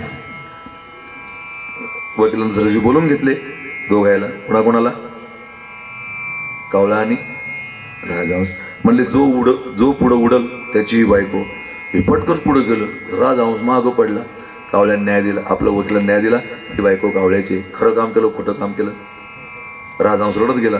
पितृपक्षामध्ये वकील कावळ्याकडे गेला, म्हणले आता सांग माझ्या मायबापाच काय चाललं, तुझ्यासाठी मी एवढं काम केलं. म्हणजे चला साहेब तुम्हाला भेटच करून तुमच्या मायबापाची. तिथे नेलं, एक गटार होतं, गटार मोठं नालं, गंध नालं, तिथे एक मोठी आळी होती आणि लहानी आळी होती. म्हणजे मोठी आळी ना ही तुमचा बाप आहे, लहानी आळी तुमची माय. म्हणजे आज कसं काय झालं, म्हणजे ज्याची आवलाद असे खोटे धंदे करते त्याच्या मायबापाला असा कार्यक्रम लागतो. मला ही परिस्थिती त्या ठिकाणी अशी आहे का. आणि म्हणून त्या ठिकाणी ज्यांचे मुलं चांगले निघले त्यांच्या मायबापाला चांगली गती मिळते. तुकोबाऱ्या सांगतात, माझे आईवडील त्या ठिकाणी मी चांगला निघलो, माझ्या आईवडिलाचं नक्की कल्याण होईल. म्हणून माझी झाली गया वर्जन, फिटले पितराचे ऋण, काय केलं केले कर्मांतर, बोंब मारली हरिहर. मी भगवान नाही का कृत दैती स्तोत्रेताय मेजंते मखे पापारी परिचर्यायाम कलौत हरी कीर्तनात. आम्ही नामाचे धारक नेनो प्रकार अनेक, सर्व भावे एक विठ्ठलाची प्रवण. मी कोणतं नाव घेतलं, हरिहराचं चिंतन केलं, याच्यामुळे काय झालं, अभंगाचं शेवटचं चरण.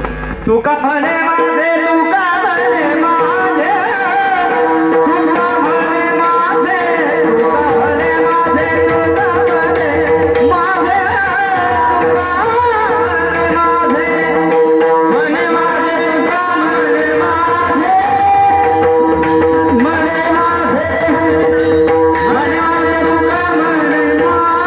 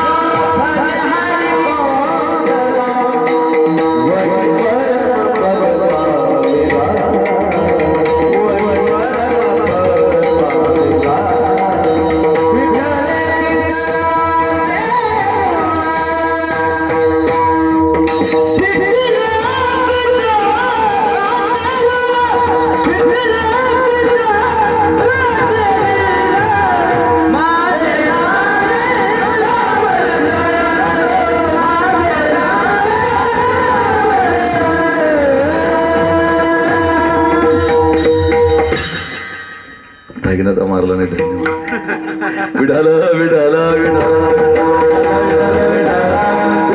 सांगतात तुका म्हणे माझे भार उतरले ओझे, त्यामुळे माझे झाले गयावर जण, पिटले पितरांचे ऋण.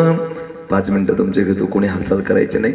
अर्ध्या मिनिटासाठी छबुलालजी बाबा, रुक्मिणी आई यांना श्रद्धांजली अर्पण करण्यासाठी अर्ध्या मिनिटासाठी सर्वांनी हात वंचायचे. सर्वांनी 2 मिनिटं भजन करा. विठोबार कुमाई, विठोबार कुमाई, विठोबार कुमाई, विठोबार कुमाई, विठोबार कुमाई, हरी विठ्ठल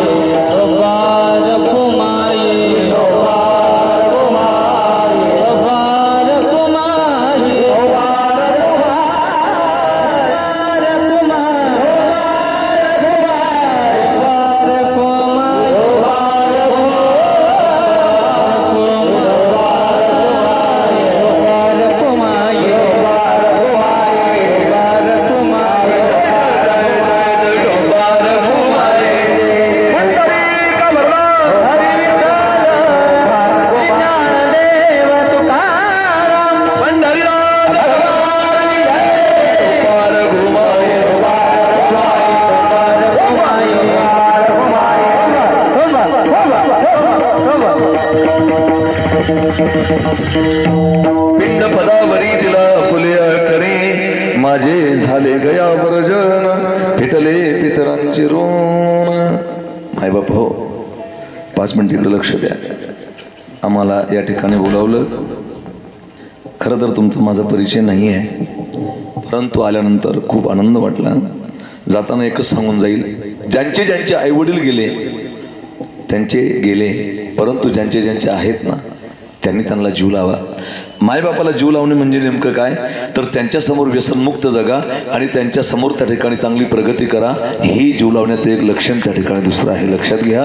आणि मी बघतोय महाराज, समाजाचं दुःख मी जवळून पाहतोय. आज माझ्या केंद्रामध्ये 30 ते 35 बहुतेक 40 जण त्या ठिकाणी भरती असतील. त्यामध्ये महाराज बिगर लग्नाचे कमीत कमी 8 ते 10 मुलं आहेत. आणि दुर्दैव असत आहेत, सगळे आपलेच आहे. माळी, कोळी, तेली, तांबोळी, सुतार, कुमार, लोहार, नाही का, वंजारा, 18 पगड जातीचे. आणि सगळ्यात दुर्दैवाची बाब, मराठा पाटलाची पोरं त्याच्यामध्ये जास्त आहे. ही सगळ्यात मोठी शोकांतिका आहे. जाताना एक सांगून जाईन तुम्हाला. खरं तर भारत मातेच्या भूमीला कलंक आहे 2 गोष्टी, एक वृद्धाश्रम आणि दुसरे व्यसनमुक्ती केंद्र. हा सगळ्यात मोठा या देशाला लागलेला कलंक आहे, लक्षात घ्या. आणि म्हणून जाताना एक सांगून जाईल तुम्हाला की निर्व्यसन त्या ठिकाणी जीवन जगा. आणि दुसरी गोष्ट, आई बापाला जीव लावा. या जगामध्ये सगळं काही मिळेल महाराज. आता या सगळ्या भावाने जर असा विचार केला, एक सगळी भाऊ त्या ठिकाणी असा विचार केला यांनी की आमचे वडील त्या ठिकाणी आम्हाला, आमची वडील, आमची आई आम्हाला त्या ठिकाणी परत भेटली पाहिजे. स्वप्नात सुद्धा त्या ठिकाणी येऊ शकत नाही महाराज. एकदा गेली गोष्ट त्या ठिकाणी आयुष्यात कधी पुन्हा त्या ठिकाणी मिळू शकत नाही. आणि म्हणून ज्यांचे आई वडील त्या ठिकाणी जिवंत आहेत त्याने त्यांच्या आई वडिलाला त्या ठिकाणी जीव लावा. एक सांगू का तुम्हाला, बाप काय करू शकतो आपल्या एका लेकरांसाठी, काय करू शकतो. आमचे महाराज एक प्रसंग सांगायचे की बापाचं प्रेम काय असतं. त्या ठिकाणी 2 मिनिटं तुमचे घेतो. की एका माणसाला एक मुलगा आणि एक मुलगी होती. दोघं जण आनंद सुखाचा संसार त्यांचा त्या ठिकाणी, एक मुलगा एक मुलगी. आणि मुलगी खरं तर हे 3 भाऊ आहे, ताई नाही का, बहीण आहे नाही का. खरं तर त्या ठिकाणी तरी तुमचा परिवार खूप मिळून मिसळून त्या ठिकाणी आहे. की त्या म्हणजे गणेश भैयाने त्या ठिकाणी फोन केला की काकांच्या त्या ठिकाणी, काकांच्या घरी कार्यक्रम फोन त्यांनी त्या ठिकाणी केला. आणि खरं तर आमच्या समाजामध्ये, आमच्या हिंदू धर्मामध्ये एक शोकांतिका आहे, वेगळं निघण्याची पद्धती. ह्या माणसानं त्या ठिकाणी जेवढे आम्ही एकत्र जीवन जगू ना वेगळं का राहत नाही, परंतु विचारानं आम्ही एकत्र राहिलं पाहिजे. त्याचं कारण सांगतो. आई बापाच्या आत्म्याला शांती त्या ठिकाणी मिळते. सहज त्या ठिकाणी अंगूरच्या दुकानावर गेलो, अंगूरच्या ठेल्यावर गेलो आणि त्या दुकानदाराला विचारलं मी, अंगूर काय भाव आहे. तिथं काही अंगूर त्या ठिकाणी असे घसामध्ये अटकलेले होते, लटकले होते आणि काही अंगूर तिथं लोड गाडीवर होते. मी म्हटलं अंगूर काय भाव आहे. म्हणले 50 रुपये किलो आहे आणि हे पडलेले जे आहे ते 30 रुपये किलो आहे. मी त्या घसातला एक अंगूर तोडून पाहिला, तो मला गोड लागला. नंतर त्या खाली पडलेला होता त्याच्यातला एक खाऊन पाहिला, तोही तसाच लागला. मी म्हटलं दिसायला सारखे आहे, याचे त्या ठिकाणी रंग सारखा आहे, हे खायला सारखे आहेत, मग 20 रुपयाचा याच्यात फरक का. त्याने सांगितलं महाराज हे सगळे एकत्र आहेत आणि सगळे वेगळे वेगळे आहेत त्या ठिकाणी, त्याच्यामुळे याची किंमत त्या ठिकाणी कमी आहे. बस आमचं जीवन तसंच आहे. भजनी मंडळ असो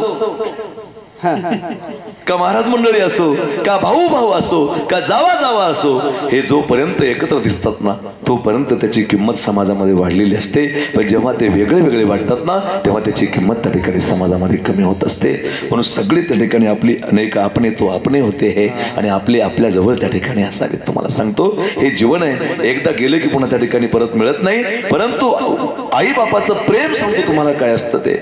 एकदा खूप मलाही आई नाही महाराज, एक वडील आहेत एका जागेवर त्या ठिकाणी, आता त्यांची सेवा करतोय खरं म्हणजे कथा वगैरे त्यामुळे बंद केल्या. परंतु जाताना सांगतो एका वडिलाची आणि आईचं त्या ठिकाणी काय प्रेम असू शकतं लेकरांमध्ये. आमचे महाराज एक प्रसंग सांगायचे, बाप काय असतो तो. आणि आता प्रसंग सांगून वेळ घेत नाही, खूप वेळ लागेल. परंतु त्या ठिकाणी प्रत्येकाने आईचे गोडवे गायले. आई म्हणजे काय असते, दुधावरची साय असते, लंगडाचा पाय असते, वासराची गाय असते, मंदिराचा कळस असते, अंगणात तुळस असते, संतांची वाणी असते, गंगेचं पाणी असते. आई असं एक नाव असतं, घरातल्या घरात गजबजलेलं गोड असते, गाव असतं. आई असते जीवनाची शिदोरी, जोपर्यंत आहे तोपर्यंत कळत नाही आणि एकदा गेली की आयुष्यात कधीच मिळत नाही. तिचं नाव माय आहे, तिला आई म्हणतात. आणि सगळं काही मिळेल जगामध्ये, आई वडील मिळत नाही, पण आहे तोपर्यंत त्यांची सेवा केली पाहिजे. लोक गेल्यानंतर खूप मोठे मोठे कार्यक्रम करतात, काही फायदा नाही महाराज. आहे तोपर्यंत त्यांची सेवा करावी. आमचे महाराज एक प्रसंग, छोटासा प्रसंग आहे, मी सांगणार होतो खूप मोठा प्रसंग आहे, तेवढा सांगून वेळ घेत नाही तुमचा. त्या वडिलाने त्या ठिकाणी, वडिला दम्याचा आजार होता. ऐका तुम्ही, पश्चाताप होतो नंतर पण वेळ निघून गेलेली असते. वडिलाला दम्याचा आजार होता आणि दम्याचा आजार त्या ठिकाणी असताना त्यांना दम यायचा, आभाळ आलं की त्या ठिकाणी त्रास व्हायचा.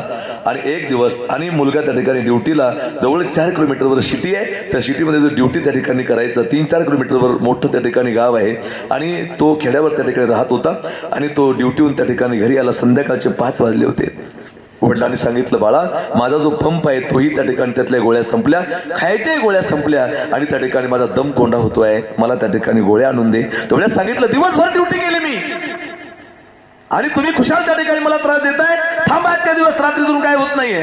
अरे बाळा मला लई त्रास होतोय माय, तेवढं त्या ठिकाणी आणून दे रे, का मी खूप परेशान आहे. ओ बाबा मी दिवसभर ड्युटी केली आहे. ठीक आहे बाळा काही हरकत नाही. सगळ्यांनी त्या ठिकाणी म्हातारा त्या दिवशी कमी जेवलं, म्हातारा त्या ठिकाणी झोपलं आणि झोपल्यानंतर त्या ठिकाणी म्हातारा दररोज राम कृष्ण हरी आवाज यायचा. पण आज त्या ठिकाणी 7:30 वाजले तरी म्हाताऱ्याचा आवाज नाहीये. तेवढ्यामध्ये सुनबाईनं पोराला सांगितलं करे बाबाचा आवाज नाही आज. पोरं त्या ठिकाणी गेले आणि म्हाताराला एक सवय होती, जुना शिकलेला म्हातारा होता, म्हाताराला एक सवय होती की ती डायरी लिहून ठेवायची. काही लोकांना सवय असते की कुठे गेलो काय केलं, जे प्रसंग जीवनामध्ये घडले ते दिवसभराचं त्या ठिकाणी लिहून ठेवायचं. असं ते म्हातारा नेहमी लिहून ठेवायचं. आणि एक दिवस त्या ठिकाणी परिस्थिती अशी झाली त्या दिवशी की म्हाताऱ्याला जाऊन पाहिलं. नंतर त्या ठिकाणी सोनबाई उठवायला गेल्या, मामा उठा, काहीच नाही हालचाल काहीच नाही. तेवढ्यात पोरगा आलं आणि पोराने त्या ठिकाणी सांगितलं बाबा उठा. म्हातारा गत प्राण झालं होतं. म्हाताऱ्याने त्या ठिकाणी जगाचा निरोप घेतला होता, खूप मोठा पश्चाताप झाला. पण 10व्याच्या दिवशी घर सारवणं वगैरे त्या ठिकाणी चालू होतं. तर म्हाताऱ्याची डायरी त्या ठिकाणी हातात पडली त्यांच्या. तेवढ्यामध्ये त्या ठिकाणी ती डायरी त्यांनी म्हाताऱ्याची जवळ घेतली आणि ती डायरी बघायला लागला. त्यात म्हाताऱ्याने एक शीर्षक लिहिलं होतं, माझ्या जीवनातला सुख आणि दुःखाचा एकदाच आलेला प्रसंग. तेवढ्यात त्यांनी तो प्रसंग वाचला आणि तो प्रसंग वाचताना त्याच्या डोळ्यातून पाणी त्या ठिकाणी पडत होतं. म्हाताऱ्याने त्यात लिहिलं होतं की माझा भैया, माझा मुलगा त्या ठिकाणी लहान होता, तो त्या ठिकाणी पहिल्या 2ऱ्या वर्गामध्ये त्या ठिकाणी जात होता. आमचं खेडगाव त्या ठिकाणी आहे. रात्रीचे 12-1 वाजले होते. सूर्यनारायण आपल्या आईच्या कुशीमध्ये शांत झोप घेत होता. रात्रीच्या 12-1 वाजता पाऊस त्या ठिकाणी सुरू होता, झिमझिम पाऊस सुरू होता. आमचं खेडगाव असल्यामुळे जिकडं तिकडं चिखल झालेला होता. रात्रीचे 12-12:30 वाजले आणि माझ्या पोराचं पोट दुखायला लागलं. माझा भैया गडबडाट रडू लागला. काय करावं त्या ठिकाणी काही कळत नव्हतं. कोणी त्या ठिकाणी मोटरसायकल वगैरे कोणी काही दिलं नाही, कारण रस्ता त्या ठिकाणी खराब होता, तिकडं तिकडं गारा झालेला होता. तेवढ्यात त्या ठिकाणी काय करावं काही कळत नव्हतं. शेवटी माझं लेकरू मला सोडून जाईल असा विचार मनामध्ये आला आणि त्या ठिकाणी मनाची गाठ मारली. काय झालं तरी चालेल, पण माझ्या लेकराला दवाखान्यात न्यायचं. आणि एवढ्या रात्रीच्या 1 वाजता त्या ठिकाणी मी त्याला माझ्या पाठीवर घेतलं आणि माझ्या पाठीवर घेऊन त्या ठिकाणी गुडघ्या इतकाला गारा होता, त्या गारातून त्या ठिकाणी कसं तरी करून मी दवाखान्यात तिथे गेलो. तेवढ्या डॉक्टरला त्या ठिकाणी सांगितलं, डॉक्टर साहेब मला आता हाल झाले, त्या ठिकाणी माझं लेकरू लय रडतंय हो, एकदा त्या ठिकाणी काहीतरी करून त्या ठिकाणी मला तुम्ही मला त्या ठिकाणी डॉक्टरांनी सांगितलं, काय तुम्ही मला टेन्शन देऊ लागले, वर घेऊन या. पण त्या पायऱ्या चढायची सुद्धा त्या ठिकाणी माझी हिंमत नव्हती, पण कसं तरी जाऊन त्याला त्या ठिकाणी वर नेलं, पलंगावर टाकलं. डॉक्टरने स्टेथोस्कोप कानामध्ये घातला, त्याला तपासलं, सांगितलं अजून 15 मिनिटं लेट झाली असती तर कदाचित पोरगं मेलं असतं, पण आता त्या ठिकाणी धोक्याच्या बाहेर आहे. मला खूप त्या ठिकाणी बरं वाटलं. पण त्या दिवशी त्या ठिकाणी माझ्या जीवनातलं सुख होतं की माझं लेकरू वाचलं, पण माझ्या जीवनातली दुःखाची एक बाजू होती. त्या दिवसापासून मला दम्याचा आजार सुरू झाला. तेवढ्यात तो वाचत होता आणि त्या डोळ्यातलं पाणी त्याच्या त्या डायरीवर त्या ठिकाणी पडत होतं की माझ्या बापानं माझ्यासाठी एवढे मोठे त्या ठिकाणी एवढे मोठे कष्ट घेतले आणि मी त्या ठिकाणी किती मूर्खपणा त्या ठिकाणी केला. एक सांगू का दादा, सगळं काही करा पण माय बापाला त्या ठिकाणी आयुष्यात त्यांच्या डोळ्यात पाणी येईल असं कधी वागू नका. एक सांगू, केव्हा बाप केव्हा रडत असतो, बाप केव्हा रडतो आयुष्यामध्ये, बाप बऱ्याच वेळेस त्या ठिकाणी रडवतो. आपण शॉर्टकट मध्ये तुम्हाला सांगतो, अरे कुत्रे बरे आहेत, एवढी पोरं त्या ठिकाणी वेड्यासारखे करू लागले. एखादा कुत्रा जर मालकांनी पाळलेला असला ना तर त्या ठिकाणी बापाला दुःख केव्हा होतं सांगतो तुम्हाला. आणि तेव्हा तो मालक त्या ठिकाणी त्या कुत्राला जीव लावतो आणि जेव्हा तो मालक मोटरसायकलवरून उतरतो घरी आल्यानंतर, तेव्हा तो कुत्रा त्या मालकाचे पाय चाटायला लागतो, शेपटी हलवतो, कारण तो विचार करतोय की मालक तुमच्याशिवाय मला कोणी नाहीये. तेवढ्यात तो माणूस त्या ठिकाणी खुश होतो की माझा कुत्रा त्या ठिकाणी माझं एवढं प्रेम करतोय. पण जेव्हा तो माणूस त्या कुत्र्याला बाजूला करून जेव्हा घरात जातो तर 20 वर्षाचा पोरगा त्या ठिकाणी सोफ्यावर झोपलेला असतो, पण त्या बापाला जेव्हा पाणी घे म्हणत नाही ना तेव्हा त्या बापाच्या डोळ्यात पाणी येतं. आमच्या माय बापाने आमच्यासाठी काय केलं, एखादा बैल जर माणूस चारत असला, त्या बैलाला चारा पाणी करतो माणूस, आणि तो बैल जर शेतामध्ये चारत असला आणि तो बैल जर दुसऱ्याच्या शेतात जायला लागला तर माणूस जेवण करताना त्या बैलाला आवाज देतो, देव म्हण्या तिकडे जाऊ नको, तू दुसऱ्याच शेत आहे. एका मिनिटात तो बैल मागे फिरतो, कारण त्या ठिकाणी तो बैल विचार करतो की तुम्ही त्या ठिकाणी मला एवढं करता, मी का मागे फिरू नये. त्या माणसाला आनंद वाटतो. पण जेव्हा एखादा बाप म्हणतो त्या पोराला की बाळा आपलं त्या ठिकाणी फार मोठी गरिबीची परिस्थिती आहे आणि डीजे लावण्यासारखी आपली परिस्थिती नाही, तो डीजे लग्नात लावू नको, आपला तेवढाच पैसा वाचेल. जेव्हा तो पोरगा मागे फिरत नाही, जेव्हा त्या बापाला म्हणतो त्या ठिकाणी की माझं लग्न का वारंवार होणार आहे का, तेव्हा तो बाप रडतो. अरे बैल ऐकतात परंतु त्या ठिकाणी बैल ऐकतात नाही का, बैल ऐकतात हे त्या ठिकाणी ऐकतात, जनावर ऐकतात, पण स्वतःचे पोटचे लेकरं जेव्हा त्या ठिकाणी ऐकत नाही ना तेव्हा त्या ठिकाणी फार मोठं वाईट वाटतं. आणि म्हणून एक कधीतरी त्या ठिकाणी जो सर्व घराला त्या ठिकाणी बरोबरी करतो ना तो बाप असतो. गड्या ऐकायचंय तुम्हाला नाही का, तुम्ही सगळे बघा घरातले सगळा कारभार तो बाप पाहतो. आणि जेव्हा दिवाळीचा बाजार करतो तो बाप, प्रत्येक जण विचारतो मला कपडे आणले का, मला कपडे आणले का. पण आठवा तुम्ही आतापर्यंत तुम्ही कधी त्या बापाला विचारलं का, पप्पा तुम्ही सगळ्याचे विचारू लागले, तुमची बनेल फाटलेली आहे, तुम्ही कधी तुम्हाला कपडे आणले का विचारला आतापर्यंत कोणी असा प्रश्न? कोणीच नाही विचारला नाही का. तुम्ही ऑब्झर्व करा तुमच्या जीवन त्या ठिकाणी मागचं जाऊन की तुम्ही एखाद्या वेळेस बापाला विचारलंय का तुम्ही सगळ्याला कपडे आणले पप्पा पण तुम्हाला कपडे नाही का आणले, कधीच नाही विचारला आपण. हा तो बाप त्या ठिकाणी असतो. मला कविता वगैरे काही म्हणता येत नाही, पण कवी कोणाच तरी मुखातून मी ऐकली, त्याचे बोल फार गोड आहे की बाप काय असतो. बाप स्वाभिमानी बाळा, बाप कणखर गळा, त्याच्या हृदयात सुद्धा लाजाळूची संवेदना, त्याची पहाडाची छाती, त्याचे हृदय गुलाब, त्याच्या घामाच्या थेंबाला हिऱ्या मोत्याचा रुबाब. बाप तलवार ढाल, बाप पेटती मशाल, बाप जागतो म्हणून घर झोपते खुशाल. बाप घराचा तो पाया, आई कळस त्यावर, जेव्हा खचतो ना पाया तेव्हा कोसळते घर. उलाढाली करतो हा बाप फक्त घरासाठी, शिव्या शापया जगाचे सारे घेतो आपुले माथी. कवीनं सांगितलं कधीतरी आपल्या बापाची उशी चाचपून पाहिली पाहिजे.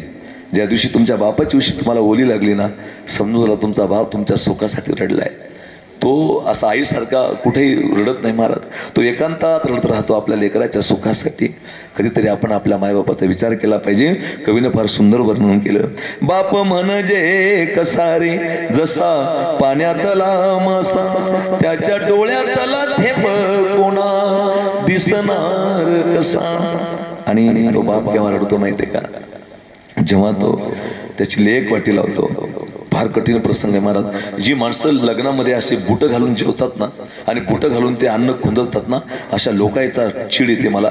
एक सांगू का तुम्हाला की एखाद्या मंदिराच्या भंडाऱ्याच्या आणि महाप्रसादाच्या यज्ञापेक्षा लग्नातलं जीवन त्या ठिकाणी श्रेष्ठ असतं. कारण त्या बापानं अख्खं आयुष्य त्या पंक्तीसाठी घालवलेलं असतं, शेतात राबून काम धंदा करून की माझ्या लेकीचं लग्न मला करायचं आहे. आणि तो बाप कधीच रडत नाही. कधीतरी त्या बापाकडे बघा, सकाळी जेव्हा ते लेकीचं लग्न असतं ना, पूर्ण भावकीत पाया पडत फिरतो तो बाप की माझ्या लेकीचं लग्न आहे बरं, सगळे त्या ठिकाणी या.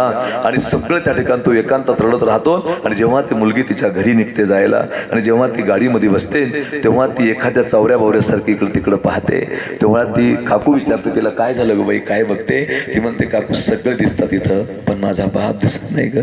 मला जाताना एकदा माझ्या दादाला मिठी मारू दे ना, मला जाताना एकदा माझ्या बापाला एकदा भेटू दे ना. एका कोपऱ्यात तो बाप रडत असतो. हळद लागलेली लेक त्या बापाच्या समोर जाऊन उभी राहते. बाबा येते मी आता, माझं काही चुकलं असेल तर मला माफ करा, येते मी त्या ठिकाणी आता.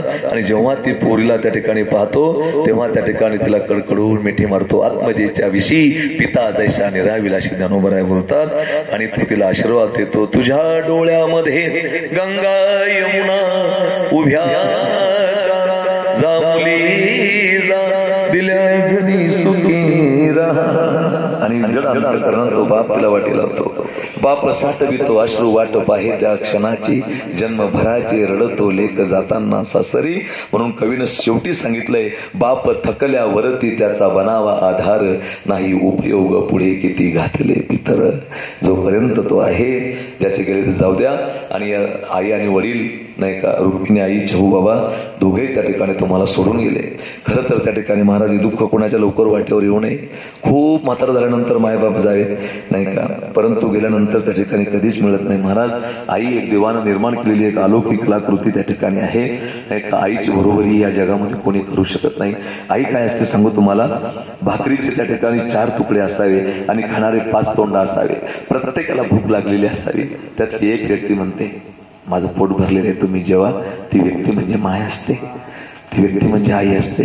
पुन्हा सांगू तुम्हाला नाही का, पावसानं भिजून आल्यानंतर भाऊ म्हणतो तिकडच थांबायचं होतं. बाप म्हणतो तुला काही येडायस का, तू त्या ठिकाणी कशाला आलास नाही का. सगळे म्हणतात तिकडं त्या ठिकाणी तू कशाला आलास, तर काय काम होतं तुझं घरी. पण घरातली एक व्यक्ती येते टावेल घेऊन आणि ते डोकं कोरडं करते आणि त्याचं अंग पुसते आणि पावसाला शिवाय देते, मेल्यानं माझ्या लेकाला भिजवलं. ती माय असते, ती आई असते. आणि म्हणून जोपर्यंत ज्यांची जिवंत आहे त्याने तिला त्या ठिकाणी जीव लावावा एवढा संदेश त्या ठिकाणी देतो. आणि दोन्ही आईबापांच्या चरणावर त्या ठिकाणी मी माझ्या परिवाराच्या वतीने भावपूर्ण श्रद्धांजली अर्पण करतो. या ठिकाणी माझ्याकडून काही चुकलं असेल तो माझ्या बुद्धीचा दोष आहे, जे बरोबर असेल ते माझ्या सद्गुरू गजानन महाराजांची कृपा. आईबाप माझं थोडं वेगळं कार्य आहे. महाराष्ट्रामध्ये कोणी वारकरी शिक्षण संस्था टाकली, कोणी त्या ठिकाणी वेगळे कार्य प्रत्येक महाराज लोकांचे आहेत. परंतु त्या ठिकाणी माझी एक मावस बहीण नवऱ्यानं जाळून मारली आणि ग्रॅज्युएशन झालेलं होतं, स्वाध्याय परिवारात काम करायची. पांडुरंग शास्त्री आठवले. नंतर त्यांना छत्रपती संभाजीनगरच्या दवाखान्यामध्ये घाटीमध्ये माझ्याकडून वचन घेतलं, दादा तू कीर्तन करतो ना, 22 वर्ष माझं वारकऱ्याचं घर आहे, माझे आई वडील सगळे वारकरी आहे, पुढे माझी परंपरा वारकऱ्याची आहे. दारूचं काही माझ्या घरात घेणं देणं काही नव्हतं. परंतु त्या ठिकाणी तिला नवऱ्यानं जेव्हा जाळून मारलं तेव्हा जेव्हा मी तिला बघायला गेलो, मेली ती, तेव्हा तिनं मला सांगितलं, दादा तू काही करू नको, माझा नवरा खूप चांगला होता रे, पण दारू पिला की संशय, दारू पिला की त्या ठिकाणी तो बोलायचा मला. आणि म्हणून तुझ्याकडून सुद्धा एकच त्या ठिकाणी मागणी करते, तू काही त्या ठिकाणी करू नको. परंतु जसं देवा धर्माबद्दल तू कीर्तनात बोलतो ना, तसं त्या ठिकाणी दारूबद्दल बोलत जाय. 10 लोकांतून 2 लोकांची दारू सुटली ना तर माझ्यासारख्या मरणाऱ्या महिला वाचतील बस, तेवढंच त्या ठिकाणी माझ्या. गेल्या 22-32 वर्षापासून मी व्यसनमुक्तीचं काम त्या ठिकाणी करतो नाही का. आणि आता काही वर्षापूर्वी वैष्णव परिवार बौद्ध श्री सेवाभावी ट्रस्टची स्थापना केली आणि त्या ट्रस्टच्या स्थापनेच्या अंतर्गत त्या ठिकाणी मी नवचेतन व्यसनमुक्ती केंद्र त्या ठिकाणी सुरू केलं. वास्तविक आता माझा दावा आहे महाराष्ट्रातल्या तमाम जनतेला की कोणी जर दारूचं कायम औषध घेणार असेल तर मी आता आयुष्यभर त्याची चाकरी करतो, आता आयुष्य मी त्याचं त्या ठिकाणी सेवा करतो. कारण माझं त्या ठिकाणी गणित आहे, या जगामध्ये दारूला कुठेच औषध नाही. सगळ्यात मोठं दारूला औषध असेल तर कथा कीर्तन आणि साधू संतांच्या नांदी लागा, याच्यापेक्षा मोठं दुसरं औषधच त्या ठिकाणी नाहीये. आणि म्हणून त्या ठिकाणी त्या नवचैतन्य व्यसनमुक्ती केंद्राची स्थापना त्या ठिकाणी केली. अक्षरशः त्या ठिकाणी तुम्हाला खोटं वाटेल नाही का, आज माझ्याकडे महाराष्ट्राच्या बाहेरून त्या ठिकाणी लोक आहेत, जिथं 25-30 हजार रुपये खर्च येतो, तिथं 7,300 रुपये खर्च आकारला जातो. त्या ठिकाणी 9 लोकांची त्या ठिकाणी कमिटी आहे, त्याच्यावर 9-10 लोकांचं त्या ठिकाणी सगळं वास आहे. आम्हीच उभं केलं ते सगळं, पण मी माझ्या हातात तिथला कारभार ठेवला नाही. उद्या लोकांनी म्हणलं असतं माऊलींना व्यवसाय सुरू केला, त्याच्यामुळे सगळं पारदर्शक त्या ठिकाणी असतं. आणि 25-30 हजार रुपये खर्च तिथे घेतला जातो, तिथं 7,300 रुपये खर्च आकारला जातो. त्याच्यातही त्याला त्या ठिकाणी बऱ्याचशा फॅसिलिटी आहेत नाही का. तिथं सुंदर वातावरण राहायची. त्या 7,300 मध्ये त्याचं खाणं पिणं राहणं, डॉक्टर, गोळ्या, औषध, सलाईन. आणि पुन्हा तो जर 2-3 महिने जर टिकला तर त्याच्यानंतर परत तो 8-10 दिवस तिथं फ्री ऑफ चार्ज राहू शकतो. आणि दुसरी गोष्ट अशी, आमच्याकडे दारू सोडायला जो मनुष्य त्या ठिकाणी येईल आणि तो जर 3 वर्ष दारू नाही पिला तर तो कुठल्याही जाती धर्माचा असू द्या, माळी, कोळी, तेली, तांबोळी, सुतार, कुमार, लोहार, तो कुठल्याही जाती धर्माचा असू द्या, तो जर त्या ठिकाणी दारू नाही पिला आणि तो जर भूमिहीन असेल, त्याच्याकडे जमीन नसेल, तर त्याच्या मुलीच्या लग्नाची सगळी, एका मुलीच्या लग्नाची हमी पूर्ण घेतो त्या ठिकाणी. तोही जसं म्हणेल तसं लग्न त्या ठिकाणी. असं नाही की आमच्या पद्धतीने तो म्हणाला हेच मंडप टाकायचं, हेच मंडप. आणि ती गोष्ट 12 महिन्यानंतर लीक केल्या जाते. पाहुणे लावले हलकट राहतात काही काही की त्या महाराजांना करून दिलं, तू काय घरून केलं, त्याच्यामुळे ती गोष्ट आम्ही तशीच ठेवतो. 6 महिन्यानंतर ती पोस्ट आम्ही टाकतो की हे लग्न आम्ही त्या ठिकाणी केलं. आता मागच्या वर्षी 2-3 लग्न केले, आता मे महिन्यामध्ये परत एक लग्न त्या ठिकाणी आहे. अशा माळी समाजाचे आमचे त्या ठिकाणी भैया आहेत नाही का. अशा पद्धतीने ते कार्य त्या ठिकाणी आमचं सुरू आहे. तुम्ही प्रयत्न करून त्याची दारू कुठं सुटत नसेल तर शरीराला सहज आणून घालण्याचा प्रयत्न करा. काही मंडळी मला वाटतं इकडून जाईच्या देवाला येतात इकडची मंडळी, जरूर या. जाईच्या देवपासून माझं गाव फक्त 6 किलोमीटर आहे. तुम्हाला माझ्या परिसरात कोणी पण सांगेल माऊली महाराष्ट्रात जर विचारलं तर कोणी तुम्हाला त्या ठिकाणी जवळजवळ 90% लोक माझ्याबद्दल वाईट बोलणार नाही, हा माझा आत्मविश्वास आहे. 10% प्रत्येकाच्या पाठीमागं असतातच, त्यात काही शंका नाही त्या ठिकाणी. आणि म्हणून आणि अशा प्रकारे हे कार्य त्या ठिकाणी सुरू आहे. आणि मला इंद्रायणी ताई त्या ठिकाणी बोलल्या, माऊली त्यांना काय मला म्हणजे आता वाईट बी वाटलं, मला त्यांचं थोडं राग नाही येत मला नाही का. आणि तुम्हाला अक्षरशः खोटं वाटेल, तिथं आल्यानंतर तुम्हाला कळेल. रात्री कीर्तन झालं की सकाळी त्या ठिकाणी कुठल्या तरी वाळूवाल्याला किंवा विटावाल्याला मला पैसे हवाला करून द्यावं लागतात. एक अशा पद्धतीने हे कार्य त्या ठिकाणी सुरू आहे. दररोज 50-50-100 लोक त्या ठिकाणी जेवतात. परंतु त्या ठिकाणी मी ताईनं मला 3दा-4दा विचारलं, ते मला विचारतात माऊलीचं काय करायचं, कधी असं बोललं कधी तसं बोललं. मी काही तुम्हाला बोलणार नाही. तुम्ही जसं मला वाटेल लावताल तसं मी निघून जाईन. हा भलाही मला नाही पटलं कुठे तर मी पुन्हा त्या गावात नाही जाणार, पण कोणाचं मन नाही दुखवणार, कारण हे काही माझं त्या ठिकाणी पिंड नाहीये. आज इंदुरीकर ढोक महाराज या सर्वांच्या लाईनीत माझे कीर्तन होतात भगवंताच्या कृपेनं. परंतु त्या ठिकाणी महाराज लोकांचं प्रेम आहे, समाजाचं प्रेम आहे. आणि माझं एक धोरण आहे त्या ठिकाणी की जीवनातली सगळ्यात मोठी कमाई आपल्या अंत्यविधीमध्ये प्रत्येकाच्या डोळ्यामध्ये पाणी राहिलं पाहिजे. याच्यापेक्षा मोठी कमाई जीवनात असू शकत नाही दुसरी. आणि मी थोडा वेगळ्या विचाराचा माणूस आहे. तुमच्याकडे 5 कोटी रुपये जरी असले ना तरी तुम्ही 2च चपात्या खाणार आहे किंवा 3 खाणार आहे किंवा 2-3 मांडे खाणार आहे. आणि तुमच्याकडे कधी 5,000च पडेल असले तर तुम्ही 5 कोटीवाला जेवढंच जेवतो ना तेवढंच तुम्ही जेवणार आहे. 5 कोटीवाल्याला जेवढी जागा झोपायला लागते ना तेवढी 5,000वाल्याला तेवढीच लागणार आहे. विनाकारण बावळ्यावर करू राहिले लोक. तुम्हाला सांगतो मी, अल्पसंतोषी तुम्ही राहिले की आनंद आहे त्या ठिकाणी. आणि म्हणून त्या ठिकाणी तुम्ही काही तसं टेन्शन घेऊ नका नाही का. हा सर्व त्या ठिकाणी जो शिंदे परिवार आहे नाही का, माझ्याकडून बोलताना काही चुकलं असेल तो माझ्या बुद्धीचा दोष आहे. जे बरोबर असेल ते माझ्या सद्गुरू गजानन महाराजांची कृपा. आमच्या ड्रायव्हर साहेबांनी मला बरोबर इथपर्यंत आणलं.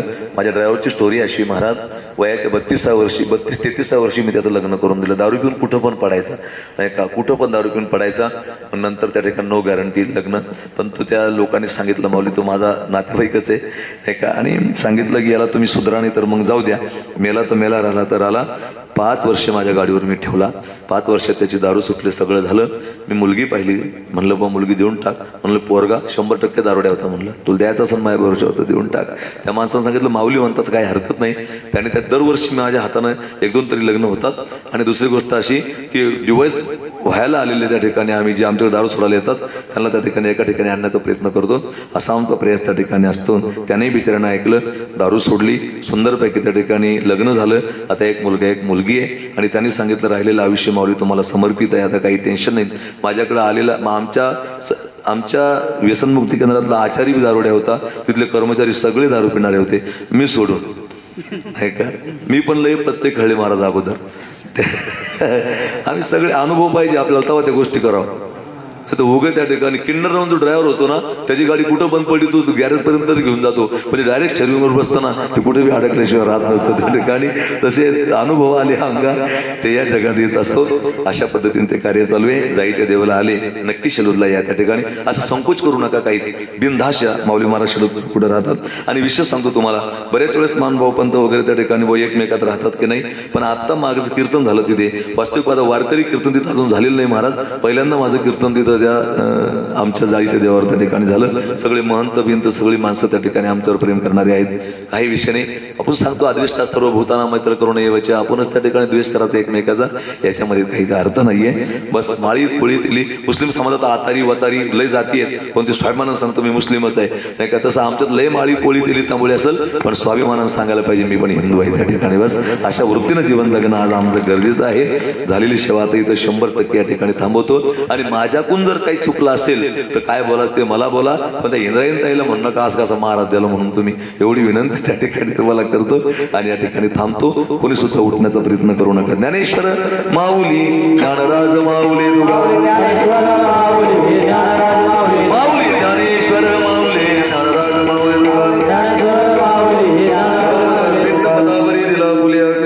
माझ्यासोबत आलेले आमच्या गावाचे पांडुरंग पाटील, त्यांनाही खूप धन्यवाद देतो आणि या ठिकाणी थांबतो. कळत नकळत माझ्याकडून कोणाचं नाव घेत राहिलं असेल त्याबद्दल पुन्हा एकदा क्षमा मागतो. विठ्ठल जय जय विठ्ठल.